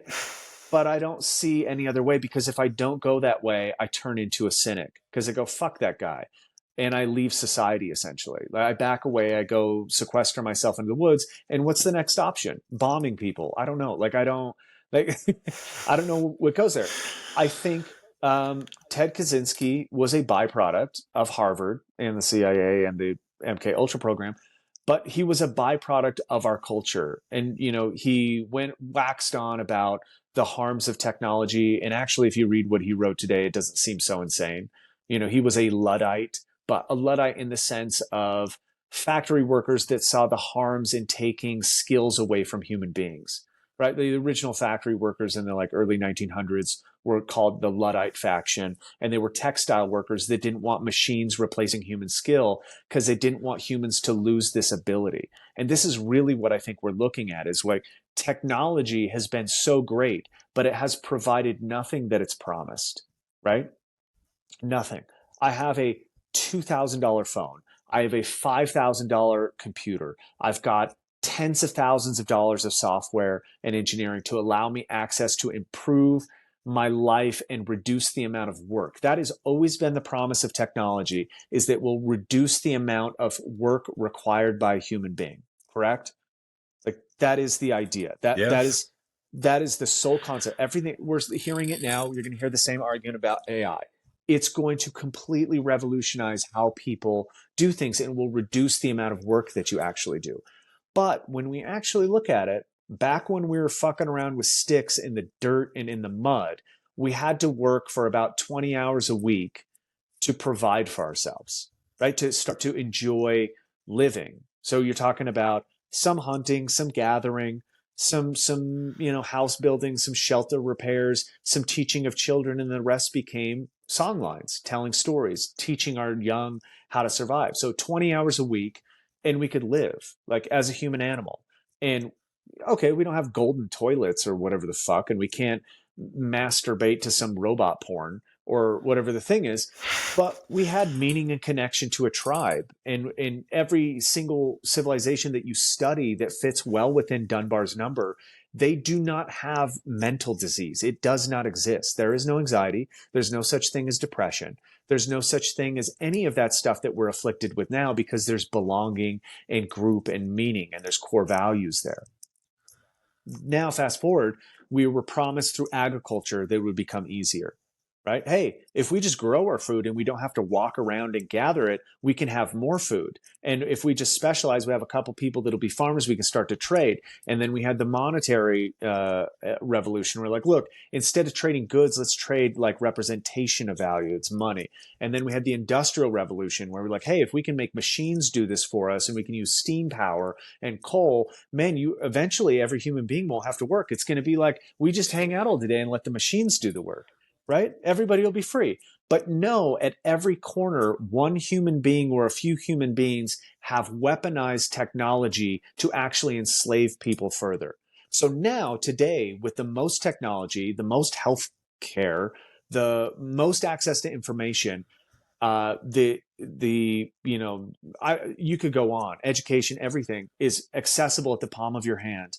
We have to work longer and harder than we ever have. I own my own business. I work 80 hours a week. Now, a lot of that is joy for me. I do not think of it as like labor, but it is a world apart from 20 hours a week, right? And I would say that I'm thriving, I'm doing very well, but I have to do it. I can't not do it. If I don't do it, I fall into poverty and I go away. Right? I can't afford food. I can't afford my shelter, my house, my relationships start to dissipate. So technology has always been this like godsend, but this is what the Luddites were talking about. They were saying that if you if you make it more convenient for humans, humans get worse. And at every step of the way, we look at the past and think, man, they must have been so dumb. They had slaves, man. They were so bad. They were terrible people. Man, do you know how bad they were? They would like go to war and kill people, and they were like unethical. Humans in the past just would like kill animals. And now we can eat this processed fake meat garbage that's like shot out of a toothpaste tube or whatever. We're so much better off. But if you ask the average human how to start a fire, they don't know how to do it, right? If you ask them very basic survival skills, they don't know how to do it. And so when you look at the average IQ now, we are integrated. Yeah, we are more intelligent because we have access to more information because we're basically cybernetics. You take away the phone, people are dumber than they were 10 years ago, right? You take away the computer, everybody becomes an idiot. You can't even find which direction north is. And so the Luddites, although we say that word as like a pejorative now, it's like a romanticism on the old ways. And I think most people would refer to you as a Luddite, going away and like working on a farm and like learning how to butcher animals and learning about health at the very like grassroots form of it. They would mean that in a disrespectful way. But what they would lose is the fact that you are actually tuning into the human capability in a very different way. A different way than I express it, just because you have a different interest than me. But we have some common similarities: physical capability, nutritional foundation, stuff like that. Because I want to live longer, I want a longer experience, and I want the experience to be better. So maybe that's like a long way to say that, like, man, technology isn't helping. AI isn't going to help. It's not going to solve any problems. I'm still going to use it because we're in the system. Like, I'm still going to try to take advantage of all of this stuff because I think, until it all burns down, the only option we have is to like dig in. Granted, I want to dig in a different way. I want to dig in the way that allows people to kind of come back to their humanness and recognize that actually knowing what you're capable of is very important. Yeah, I mean, you're talking about technology being this thing that's supposed to make things easier, but instead makes things harder. But you know, when we first started like coming up with like tools and stuff, those probably were kind of like a pretty Mm-hmm. much all good, right? I don't think like we were like losing, before we were just using our bare Yeah. hands to like sharpen rocks. It's like, okay, that's probably a net good. And yes, it made things easier, but, and I think this like, it's actually I wasn't really even thinking about this before, but this brings me to a point that I've been thinking about a lot lately, which is like, if you take this, um, maybe even call it like a surplus of energy, right? So think about like from a in, uh, food perspective and like a caloric intake, we have like a surplus of energy and Hmm. everyone gets fat, right? Because their body isn't using the energy, or at least it's not using it appropriately or ideally. And so it's kind of like it seems to be pretty much in our nature to try to make things easier for us, but because we Hmm. want to survive, we want to, survive to the point where then we can even thrive. And so we have this drive to do more, which is a very kind of vague word, more. Like you can do a lot of different things you can do more of. And so, I've been talking to your wife, Erin, because she's been doing like this more like Oh in-depth yeah. nutrition stuff. And I've mentioned that I've been kind of getting more into that Ray Peat stuff as well to you as well. And I don't know how much you yourself have gotten into it, but there's this kind of fundamental underlying Hmm. principle of energy, and that the more energy you have, the more complex structure Hmm. you can have. And so, whether you're talking about technology, whether you're talking about kind of a more biological energy, um, what we really, I would assume that like we want as people, because we strive for something greater. There's a reason why we didn't all just stay like, like in the Yeah. jungle or whatever, right? Like at some point you start building like a mud hut, and then at some point you start putting some wood and stuff together, and um, there's this drive to do something. And so when you include, whether it's technology, when you take food, whether it's drugs, whether it's computers, the internet, there are ways that we can utilize these things to benefit us. Now, sometimes, like I've myself has said, like, okay, if the internet and like social media are harming us, how can I use that exact same Hmm. thing to help, right? Like, I feel disconnected, like kind of on a social and community wide level. So what I did was I got on the internet and I found people with similar interests, and then I found like all my closest friends, I found my wife, I found all these things that are like tied to this thing that might have been kind of like a negative implement itself. But then you take that and you bring it back to something real, right? Like I Hmm. moved to Salt Lake City to be near you guys, to make a real life community and connection, because I felt like I wasn't having it, right? It's just like the same thing. Like, okay, so I, for instance, like I slaughtered 8 sheep yesterday and Wednesday, right? So it means like slaughter, skin, hang, all of that stuff. And one of the things that I've really been working on skill wise is just literally purely Hmm. sharpening my knives. When you have a sharp knife, the whole thing is much, much easier. When you don't have a sharp knife, it can Yeah. become pretty miserable. And so I sometimes I think back, like, man, what were our ancestors Yeah. doing with like rocks, like skinning? Like, how did that even? That must have been a nightmare. And but then thinking like, okay, so I have this technology and it's helping me, and then within that comes this like I mean, think about someone then like Berkey, who Yeah. like makes knives, right? Like that is I think someone who takes on like a, whether you want to call it like a skill or an art form, um, like it's good to have something like that to then sort of develop the person and then strive for a mastering of technology with an artistic expression. So there's all these ways that we can become better. Maybe if there's not an objective way of measuring whether something is better or not. um, but what I feel like there's this, for some people there's this drive to like advance in things, because it's just like, why would anyone make art? Why would anyone create anything beautiful if it's not like, maybe going back to that um Mike Israel critic of like of the video, like it doesn't serve this one purpose, Yeah. then it doesn't work, right? Like there is no greater purpose than this one simplified purpose. And I think what you guys offer at NonProphet, you kind of call your thing like philosophy of effort. It's not just like, it's certainly not just like building bodies, right? It's way more complex than that. You guys aren't like a Right. bodybuilding studio. But it's also not just like seeking peak performance for, you know, special forces or Yeah. billion-dollar movies or whatever. There's something greater that you guys are doing. And so for, you know, people who might be completely in the dark about anything that it is that about what you do at NonProphet, um, how would you kind of like describe what drives you, and then also maybe like anything that you're particularly working on now? Because even just like, you know, like the 3 years that I've known you, there's been a really big evolution. You kind of have these themes that go through um, these kind of seasons of, you have your symposiums and your focus on different physical practices as well. So if you maybe want to Yeah, I elaborate think on that a little bit. I've been trying to figure out what we do. And that is like, that's mostly our mistake because we probably tried to do too much at once, and we had kind of like, whatever the new thing was, I would chase it. Like, oh, that's cool, and then I would like go down wormholes. And I think that was like a very amateur approach to my skill development, and I think that's why it took me a really long time to develop. So I would say now it's taken me 20 years to understand physicality, and it's because I've jumped from thing to thing. That being said, if I was going to do it directly and specialize in one avenue, I probably could like take each little thing that I learned about and get it like in 4 years.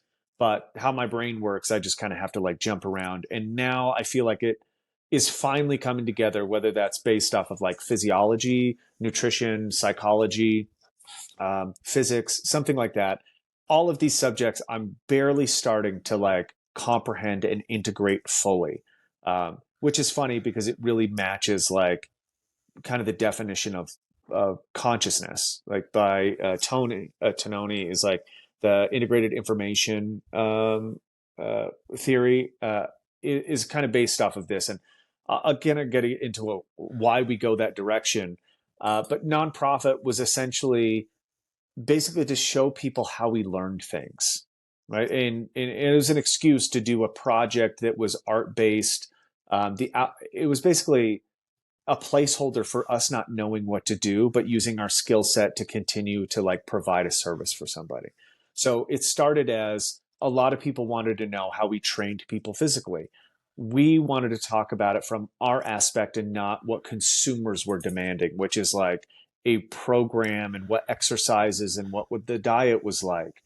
And so we wanted to talk about it from a philosophical standpoint because we do believe that the meaning is everything, right? Like I can give you a list of things to do, but unless you know why you're going to do them, if there's no internal mechanism that is backed up by meaning to give you motivation, it doesn't do you any good. It's just a laundry list.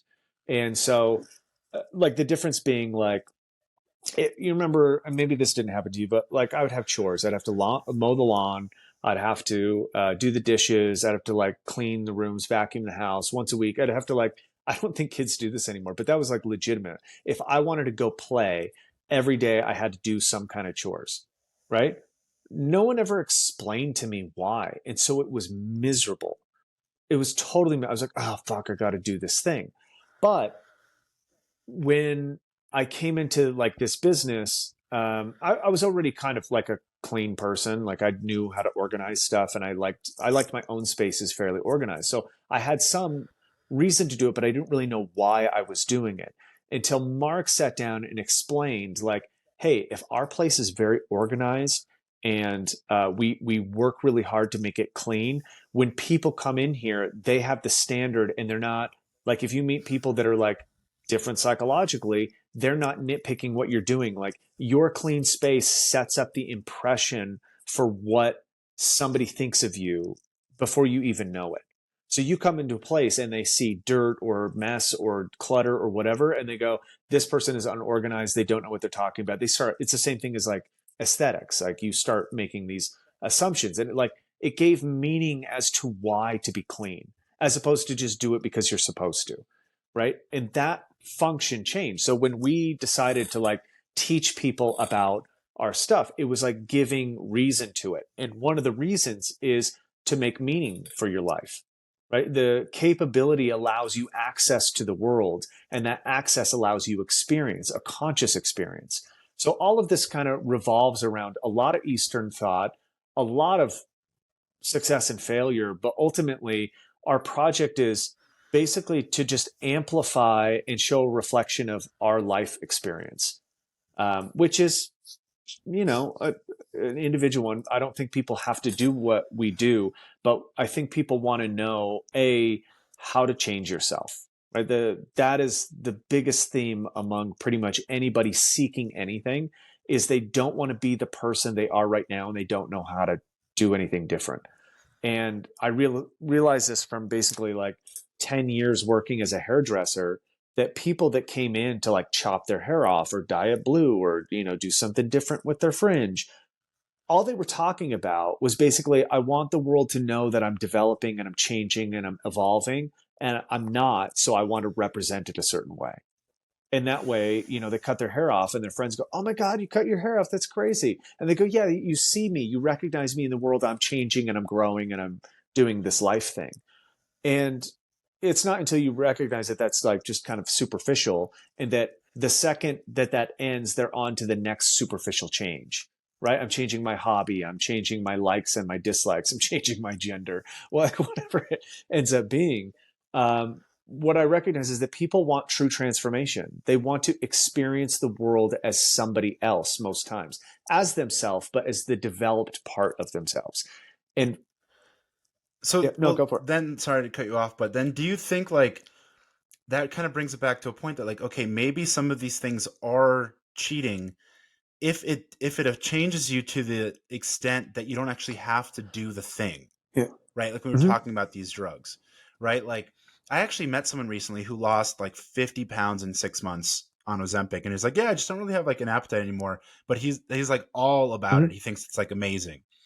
Um, and like if there was a drug, let's say tomorrow they come up with a new drug that will put on like 30 pounds of muscle in 6 months and drop like 30 Mm-hmm. pounds of fat. From that point on, looking at someone with an impressive physique would kind of cease to be Mm-hmm. meaningless whatsoever. And it would only be that if you didn't have one, it would almost either be a status symbol that like you had like oddly enough like greater interest, or that you like I don't know couldn't afford it or something weird like that, but it would cheapen the results of it. And so if taking a little bit of drugs gives you a little bit of an edge, I Mm-hmm. have no like problem with that. But now this thing that like we have been like, oh man, like I've spent my like the greater part of my entire life, like over 20 years Mm-hmm. training, right? And that means like having interests and reading things and trying different things and trying different diets and all this kind of stuff.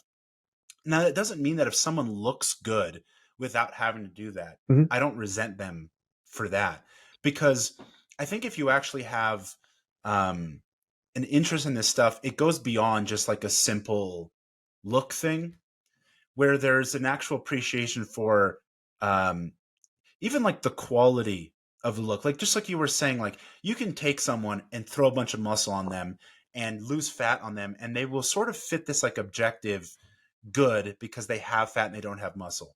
But if their like posture's terrible, if their gait's bad, if it doesn't like kind of if it doesn't flow correctly, it still doesn't kind Mm-hmm. of look good.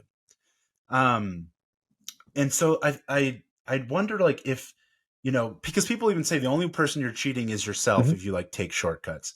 And I guess it really depends on like how much of a shortcut is it, right? Like I've talked to Mark before, and kind of use this analogy where it's like, think of the most like arduous, toughest peaks that you've like climbed in your whole life, right? And what it feels like to stand on top of that. And then imagine someone else was just dropped on a Mm-hmm. helicopter at the same point, right? Very different thing. But every way that you actually got up there that made it easier, that was still part of getting up there, like doesn't cheapen it. There's a difference. And I'm not exactly sure where that line Yeah, is I think, drawn. I mean, you hit on it exactly. And this is why I refuse to call something a cheat, because a cheat implies that you got away with it, right? Like when people say, I got a cheat meal, I'm like, what do you mean you didn't process the cheesecake that you ate? Like your body didn't absorb that and it became fat or whatever. Like you, you to cheat on something or to like take a shortcut implies that you got to the same destination without the same work, right? And I think in some cases you're right. In some cases we're like taking an edge off or we're making it possible. And I guess I'd use the example of like a lot of what I've learned about consciousness has, come from studying philosophy, but it didn't really settle or become a realization until I started using psychedelics. And I think the criticism of psychedelics is accurate, right? Famously, Carl Jung, when asked about Aldous Huxley's use of mescaline, I said, "What do you think about that?" And he goes, "I would be very beware of unearned wisdom." And I think this is kind of the same thing. Like when somebody uses a steroid or they take a cheat or they use a pharmaceutical agent in order to arrive at what implies a capability, we know it's not the same thing. And so you're right in the fact that um, they're different people that arrive. And this is why I'm not for or against it, because I think learning the lesson will teach you no matter what. If you arrive at a place where I'm very muscular, I'm very lean, but I didn't do it the way that required really examining my behavior and examining how I can improve and really trying to like be honest about who I am as a person and what changes I need in order to reach this, epitome of who I think that I should be. Without that, it doesn't do very much good. Now, I don't think drugs take that away because you still have to work quite a bit. And just like in the sense of taking psychedelics, I might have shortcut some of these epiphanies, right? But what I see it as is, and I might see this as like uh, how you might potentially use anabolics or something, is it gives you a view of your potential. So back to the climbing analogy that you used for Mark. Yeah, now most of the peaks he climbed, you can't get a helicopter up there, right? But what if he was able to fly by in a plane and see the peak and look at the like topography and like make better decisions about how he climbs it so that there are less mistakes there, that there's less dangers, or you're not removing all risk but you're removing a lot of the risk so that you're increasing your odds of success. And I think this is one of the reasons why in physical training we might show somebody in a week that they can lose 5 pounds, not because it's good for them, but because it shows them the potential for success. And same thing with like using something like ayahuasca. I don't think it's the answer, but what happened in a lot of my experience was I was shown or I was able to feel my potential, and also some of my limitations. So I could very clearly recognize the limitations of my cognitive ability, like my rationale. I could see it almost as clear as day. And I've ignored that for a long time because I never wanted to know that I was dumber than another person, that I wasn't as smart as them. But when it comes to differential equations, fuck man, I have a really hard time.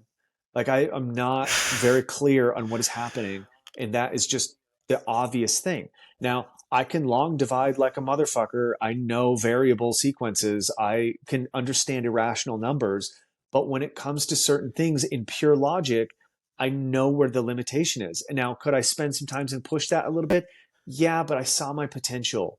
And my potential was actually on the other side of feeling. It was about, I have a potential that I didn't realize in intuition. And that's what these showed me. Now I've gone away from a lot of the use because I've seen it and now I just need to work and develop it. So to me, it would be like the equivalent of using steroids for a couple months to see how much mass I could build and then dropping them and doing it the hard way.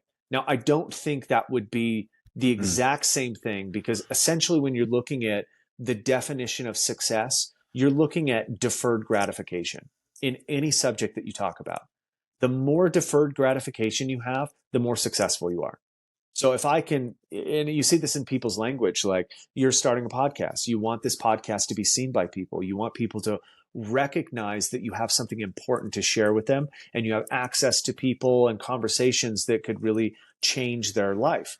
So you want to make this podcast popular. You want people to see it. But I would say if you start marketing it now, that would be a mistake, right? You still have work to develop with it. Yeah, I But wouldn't. eventually, once it's grown, the marketing, I mean, maybe the marketing happens organically, but essentially where people are taught is to market and then build the product after, to like sell it and then, Right. do the hard work after. And I don't think that's a problem necessarily, but you'll run into natural limitations because of that. When we built NonProphet, one of the problems is we had a lever, as in we had intellectual property that was very, very valuable and very potent. And we had no labor to support the business organization or the distribution of that. We had no marketing to tell people what we were and what we did. And we had no way to actually um, to take on capital to make that thing like grow naturally or at the rate that it deserved. We're dealing with a population that is sick and fat and they have no idea how to take care of themselves. And that's legitimately what we teach people to do. You come in, and I don't care if you're preparing for a movie role. I don't care if you're preparing for the Olympics. I don't care if you're about to go to war. The things that I'm going to cover are how to take care of yourself. How long do you know that you can go without food? How long do you know you can do at this pace and this work capacity? What kind of nutrients do you need for your brain to be normal and to make rational decisions? How much sleep can you go without before you start to slide off and make mistakes and be cognitively in decline? These are like the same thing. So when Mike Israel talks about it, it's only about hypertrophy. It has almost nothing to do with hypertrophy. Like we might have gained 5 to 10 pounds. That's it, right? But I take a 1 pound ribeye and I put that on somebody's chest, and you're like, that's a lot of mass. I do 1 pound here, 1 pound here, 1 pound here, 1 pound here. That's 4 pounds. I look like an alien comparatively. 4 to 5 pounds of lean tissue is an insanely different looking human being. So when people are like, I gained 30 pounds of mass, you're like, what are you talking about? That's probably not real, right? In reality, we gained 5 to 10 pounds of mass and then we cut them down so you could see those 5 to 10 pounds of mass. That could probably happen in 6 weeks. Instead, we took 6 months and we taught this person how to do it for themselves. We taught them how they responded from food. We taught them how they responded from hard efforts. We taught them to believe in themselves further than what they thought they could do. And after we left, we really provoked them to keep that practice up because it is harder to come back to it time and time again than it is to maintain. It is very easy to maintain. I have to work out once or twice a week and I keep my physique, right? Yeah, there's this thing that I've been thinking about, and it's funny. Like what I've noticed with myself is that I kind of go in these like seasons where like I come back to not just certain ideas, but certain like Mm-hmm. ways of thinking about things, and I will go through it, and then I'll sort of kind of leave it, and then I'll Mm-hmm. revisit it, right? And it kind of I notice like I've been fluctuations with training styles, with diets, with different types of philosophies that might interest me, and when we first met, I had kind of like just come off of like a couple years of like working um, with like Mm-hmm. kind of Julian's framework of strong fit. And it's funny how a lot of the things, because I just sort of like moved Yeah. on, didn't listen to his podcast anymore and stopped thinking about the training. And then in other places that I'm exploring things now, I see like some of the ideas and the even the Mm-hmm. specific thinkers that he was talking about come up, and I was like, oh, I remember these names. I've heard of these before, and they're seeming to become relevant when I feel like I'm doing different things now. But one of the things that both he talked about and that I'm sort of seeing now, and I've been thinking about, is this kind of idea of like, you know, how you measure. He kind of had that. I think it's called like Goodhart's law, which is like once a measure becomes a Mm-hmm. target, it ceases to become a good measure. Um, Very similarly, like the person who does something and that like on the surface you see this thing and that might look like a physique. It's not the entirety of the thing. It's just one way of you Mm-hmm. seeing that thing. And so like someone who behaves a certain way naturally and instinctually and almost like effortlessly is different than the person who has to still force Yeah. themselves to do it, and then is also different from the person who doesn't do it at all. And depending on what you're talking about, like you can kind of rank those in different ways. And so like one of the things that I think about now is that when I'm exploring different things with diet and thinking about things in a different way and seeing how my body responds with hormones and neurotransmitters, and not like in like a objective blood test way, but just like in the way that I sort of perceive the way that I'm feeling. Um, and notice like when I feel like more frustrated, when time seems to go faster, time seems to go slower. Um, and a lot of times, like in work, like everything I'm doing is very physical, manual labor. I'm working with animals who have a mind of their own. I'm working with, heavy machinery and workspaces, which like maybe working better or not so well, or have other people who have used them and things are messy or clean, kind of like you're talking about whether the space is organized or not. All of these different factors, which change the way that I'm kind of like perceiving each moment. Like, am I frustrated? Am I happy? Are things moving smoothly? And sometimes like something will go wrong and I'll just, like curse really loud or just sort of scream or like bang something or just sort of react in a really frustrated way. And other times it'll just sort of be like, just like water off a duck's back kind of a thing. And, now does that mean, we've, as kind of like spirituality and meditation have become really popular in culture, people kind of in a sense fetishize the sort of being super like calm, cool, and collected.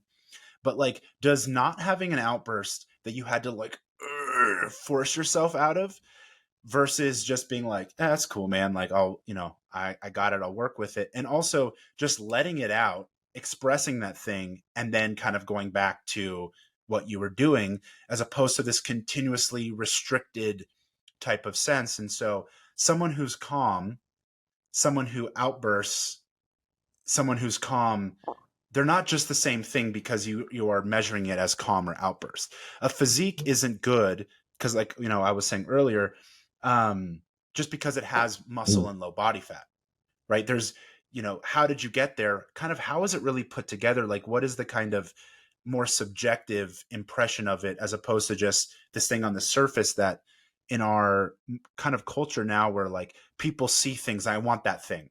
Mm-hmm. They're like, tell me how to get that thing. And so like, if they're going to you, they want, give me the program, give me the diet. I want that thing.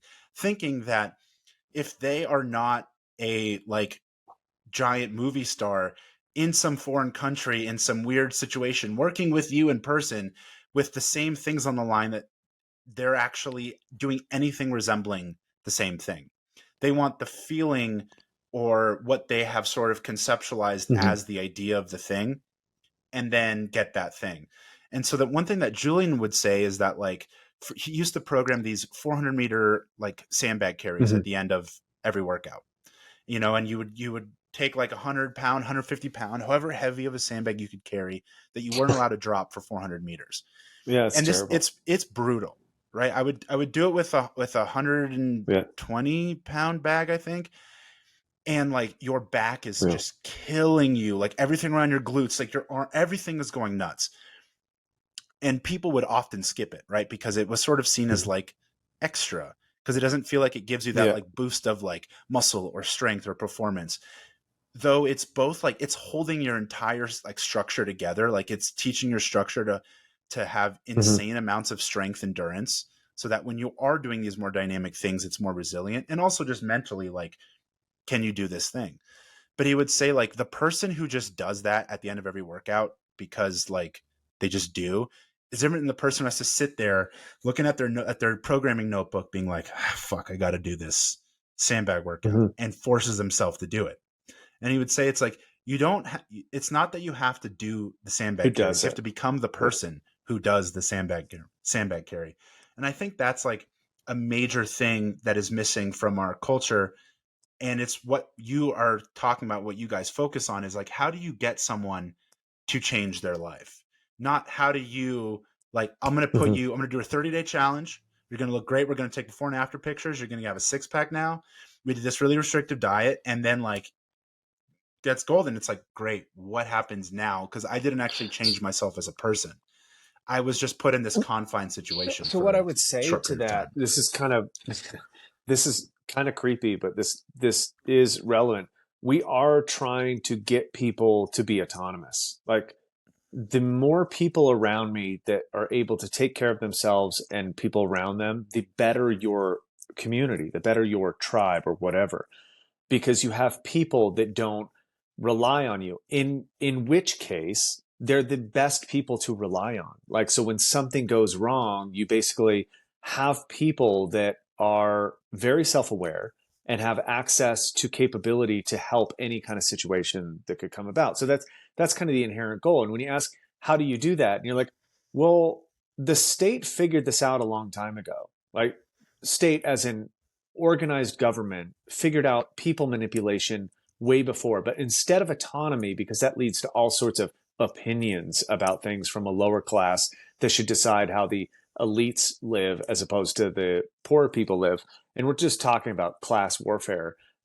Essentially, you do it by making life easier for people, providing free education that happens to be indoctrination to teach people how to work in a factory from 9 to 5 and not object to it. You know, essentially, when you look at what our education system is, it's an on-ramp for servitude, right? Think about all the aspects that are involved in your education. Sit and be still and do menial tasks like you're told. Absorb information as its truth and don't question it. Eat when we tell you, play when we tell you, and then continue this process, but put yourself into debt in order to do it. So once we get out of grade school, which was free, or high school, which was free, paid by taxpayers and property tax or whatever, which is a totally different argument.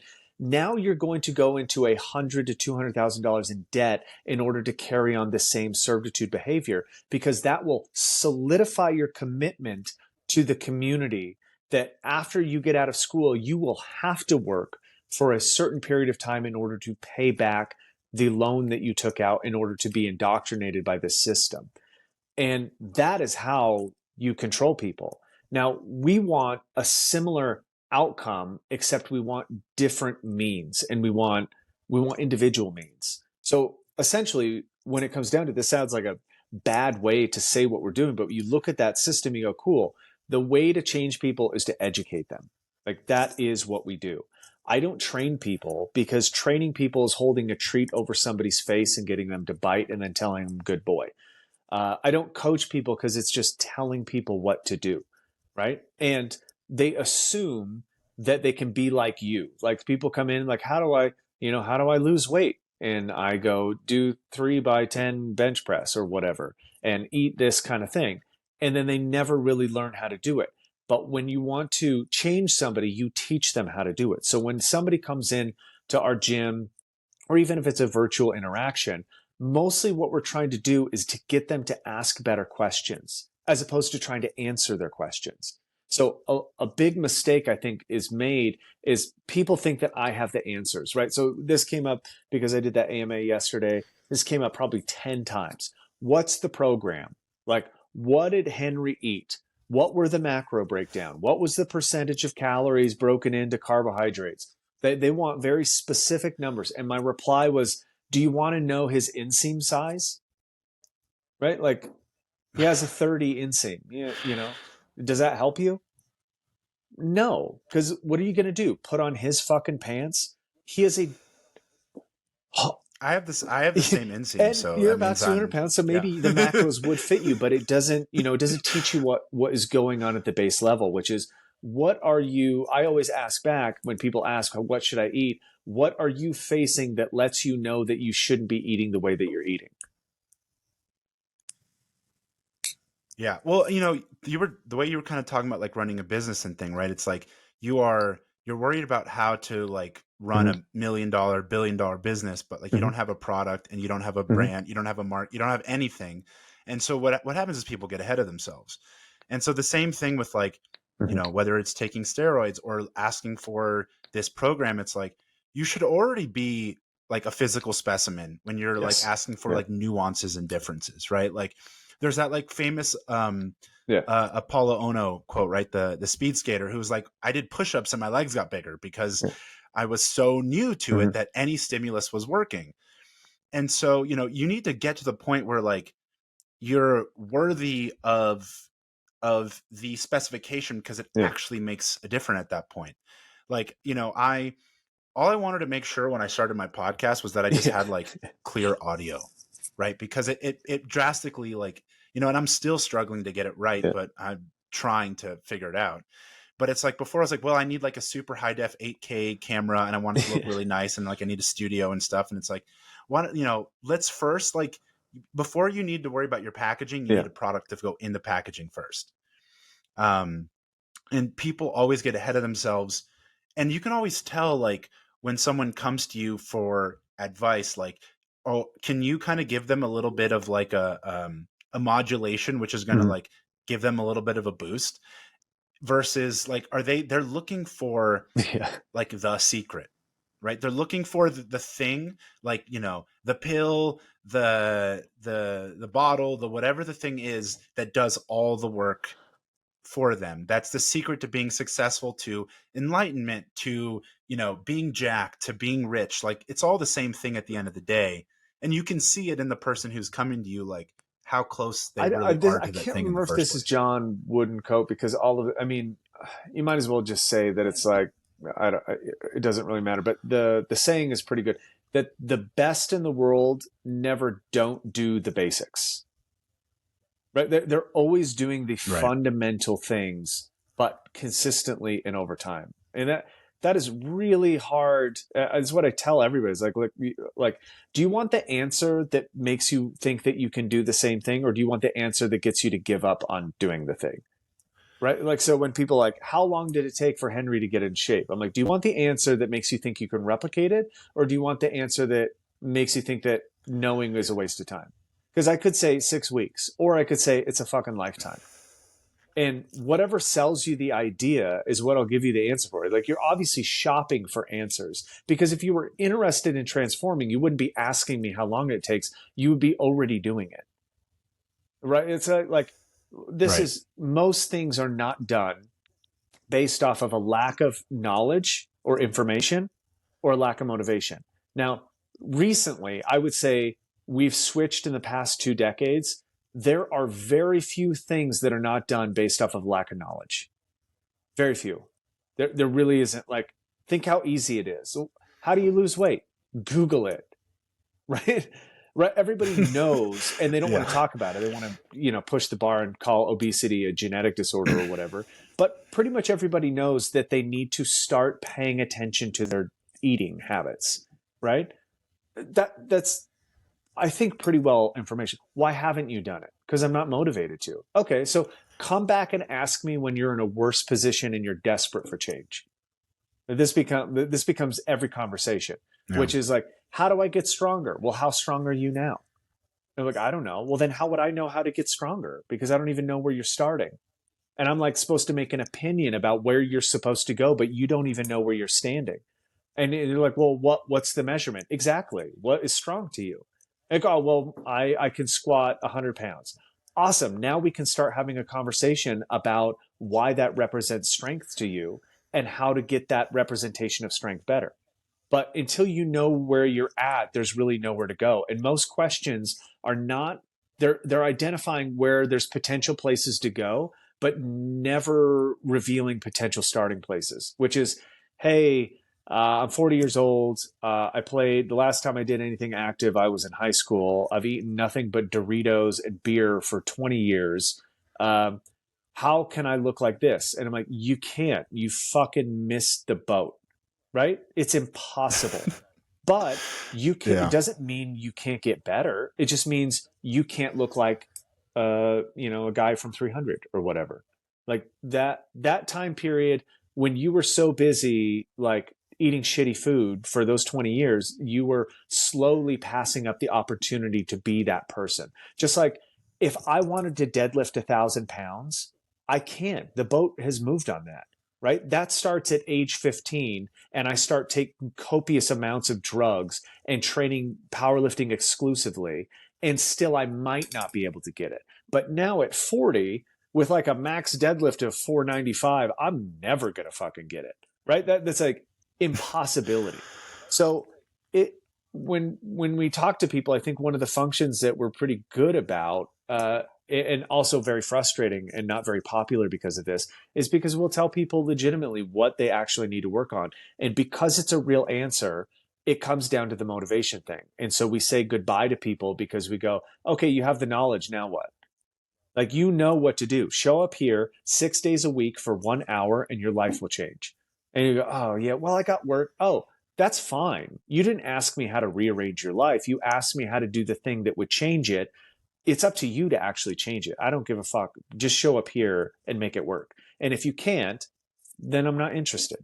And when people get that kind of result, maybe I'm running back into the cynicism thing slightly because I do want people to believe that they can change and that it's actually easier than they think.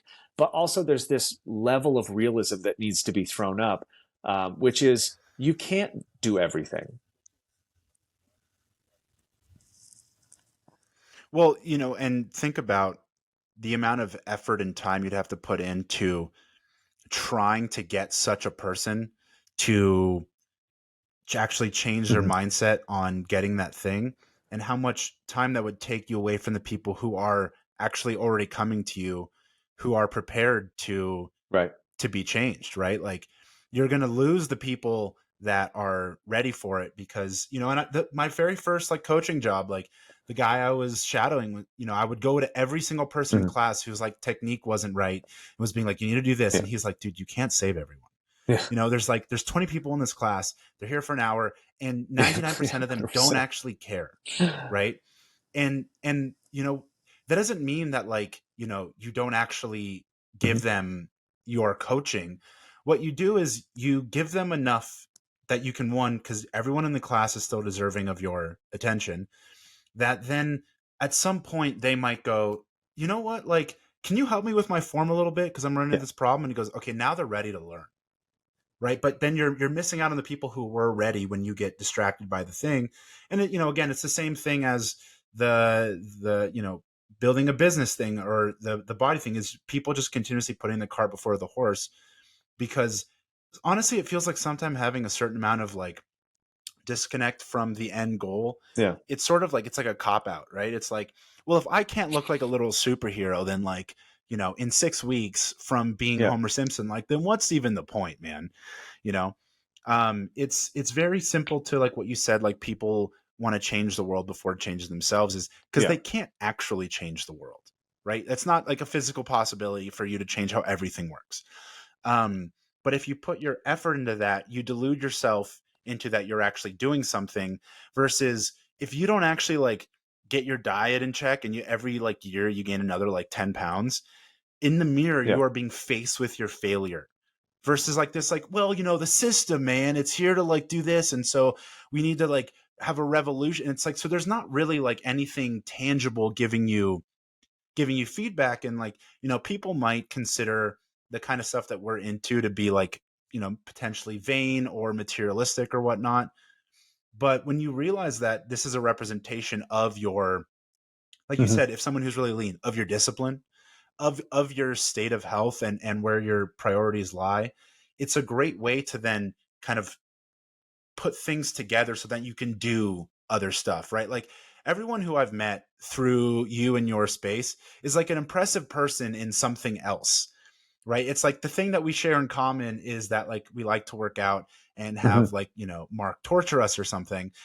But it's just sort of like this kind of common ground to create a meeting place that you can sort of be like, I'm Yeah. capable of doing effort. Like, I can try. And then now we can actually go on to Yeah, I mean, I use greater this things. analogy I think in one of our symposiums, because it kind of dawned on me when we're like, when we're looking for, when we say, hey, what's your bench press, right? Which is like a stupid bro meathead kind of thing. What we're really trying to say is like, hey, do you try hard? Hey, do you do effort? Hey, do you, are we the same person? Like, are we alike? Do we have commonality here? And instead it becomes, 315 for three, or like whatever the thing is. But what we're trying to get down to the root of communication is like, can I trust you to try if I try? And if I can, we now have a community, because when something comes up, let's build a structure. And I don't know if you've seen, like, they have like Amish video, like a video of the Amish building a barn in like one day. And it's literally like, it's like by 9 a.m., Yeah. the whole thing is erect. And by like 12, and they take a lunch break, the whole thing is like cladded. It's like, insane how much potential there is in human beings that have shared core values and they have coordinated effort. And I think that's one of the things that we're trying to get to at the root of is grow the absolute necessity for humans to understand themselves just so they can coordinate and do something great together. Like there is greatness to be had on a community or a tribal level. And we've lost a lot of that. We're very individual focused. I do personally believe that it's just going to get worse. But that doesn't mean I have to be part of that statistic. That doesn't mean that my experience has to be uh, the average experience, right? Like the average experience right now is obese and overweight, and we are neither of those. But this isn't about an average experience. It's about my experience. I want my experience and my community to be something coordinated, something greater than myself. And that's why I think it's worth like talking about these concepts, fighting against, or at least arguing the premise that I think is dangerous of assuming people cheat, assuming that there's no higher order, there's no value to be seen, or no shared value. And that's really like, I guess, what subconsciously I'm driven to. And that's why I think we've always gotten along, because you're always looking for things. You're always like, hey, look at this thing. Hey, read this person's stuff, or hey, try this diet, or have you like looked into this philosophy or this technique? And it's because like no matter what, at the end of the day, I see you getting better, right? You're improving yourself, you're improving your knowledge base, you're trying to increase your worth in the world, which is by definition value. So you're increasing your value, which attracts other valuable things. It's kind of how it works. Like if I collect jade, people who collect diamonds will come find me. And this is kind of what we're talking about. People that accumulate knowledge and apply it specifically and, have these work ethics, they're kind of attracted to each other. And I think that's why we're able to find the people that we do. And they tend to look impressive because they've already done, like, we're not making them. What we're doing is signaling to people that have these qualities and doing kind of like an information share. Like, hey, come in, let's do a skill trade. Like I don't, like, are you good at something? Come in and show me what you're good at, and I'll show you what I'm good at. And then by the time we leave, we're both a little bit better. Yeah. It's you have been like a really integral part in sort of I kind of came to you guys in this very big like transitional phase. And that was one of the things that I always just really noticed was kind of like your attention to who all the individuals were who were around you and coming to you for help in some sense, and how it's like you kind of tailor what you're saying to anyone to that specific person. Otherwise, like you can't really have a conversation. While at the same time, it being like there's this just kind of baseline thing that like, okay, come here, like work out, and then it's like then we can sort of address the other things and sort of your individual evolution as a person, right? Like you don't talk to like me or like Sam or Keegan like in the same way, right? Like it's like because we're all different people and we all need to hear different things, and we all have our own different things to offer to you, and so we have like our own unique conversations.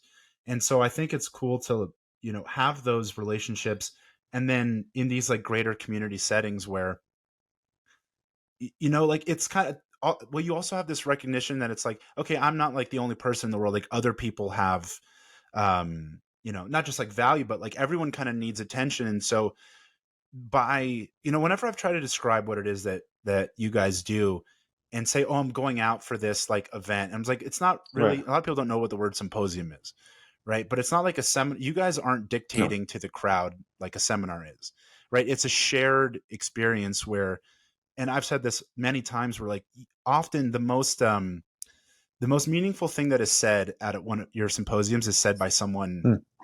in the audience, right? Or like in the greater group. And I would say just about every time that's what happens. And I think that's by design. Um, Oh yeah. I've kept you Fucking about two rocking and a it. Yeah, half hours now. So I don't know if, I do probably got to get going. We're moving actually, so I got to like go pack up and do some stuff. But yeah. Um, yeah, well, thank you so much for coming on. I definitely, when I was starting this, I was like, you were like kind of the first person that I even like wrote down. It's awesome. like, well, obviously I have to have Michael on. Um, but you've definitely just changed my life a lot, and you've given so much to me. And So, if people who have listened to like what you've had to say, who might not have Mhm. known you or what you do before, where can, if you want to drop like websites or links or anything for how people Yeah, can get we have more of most of our what you stuff on offer. nonprofit.media, whether it's like monthly training or it's like free journal articles or whatever. So almost everything is linked there. On Instagram, it's at Grit and Teeth. I would say I don't know when you're going to put this out, but there's usually something interesting there going on that I'll post because, like you, I think I tend to use these harmful things for try to use them for good. But I could say the same, man. You've definitely influenced my behavior, and obviously our friendship has been a net positive for sure. So I'm glad to come on here anytime, and hopefully this thing broadens out quite a bit. It'd be cool.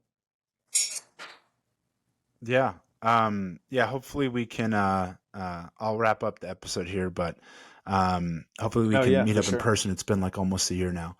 But yeah, I want to thank everyone for listening, and yeah, this Michael Blevins, the ninja himself. So yeah, thank you for being here, and Thanks, thank man. you everyone for listening. See you later. Thanks.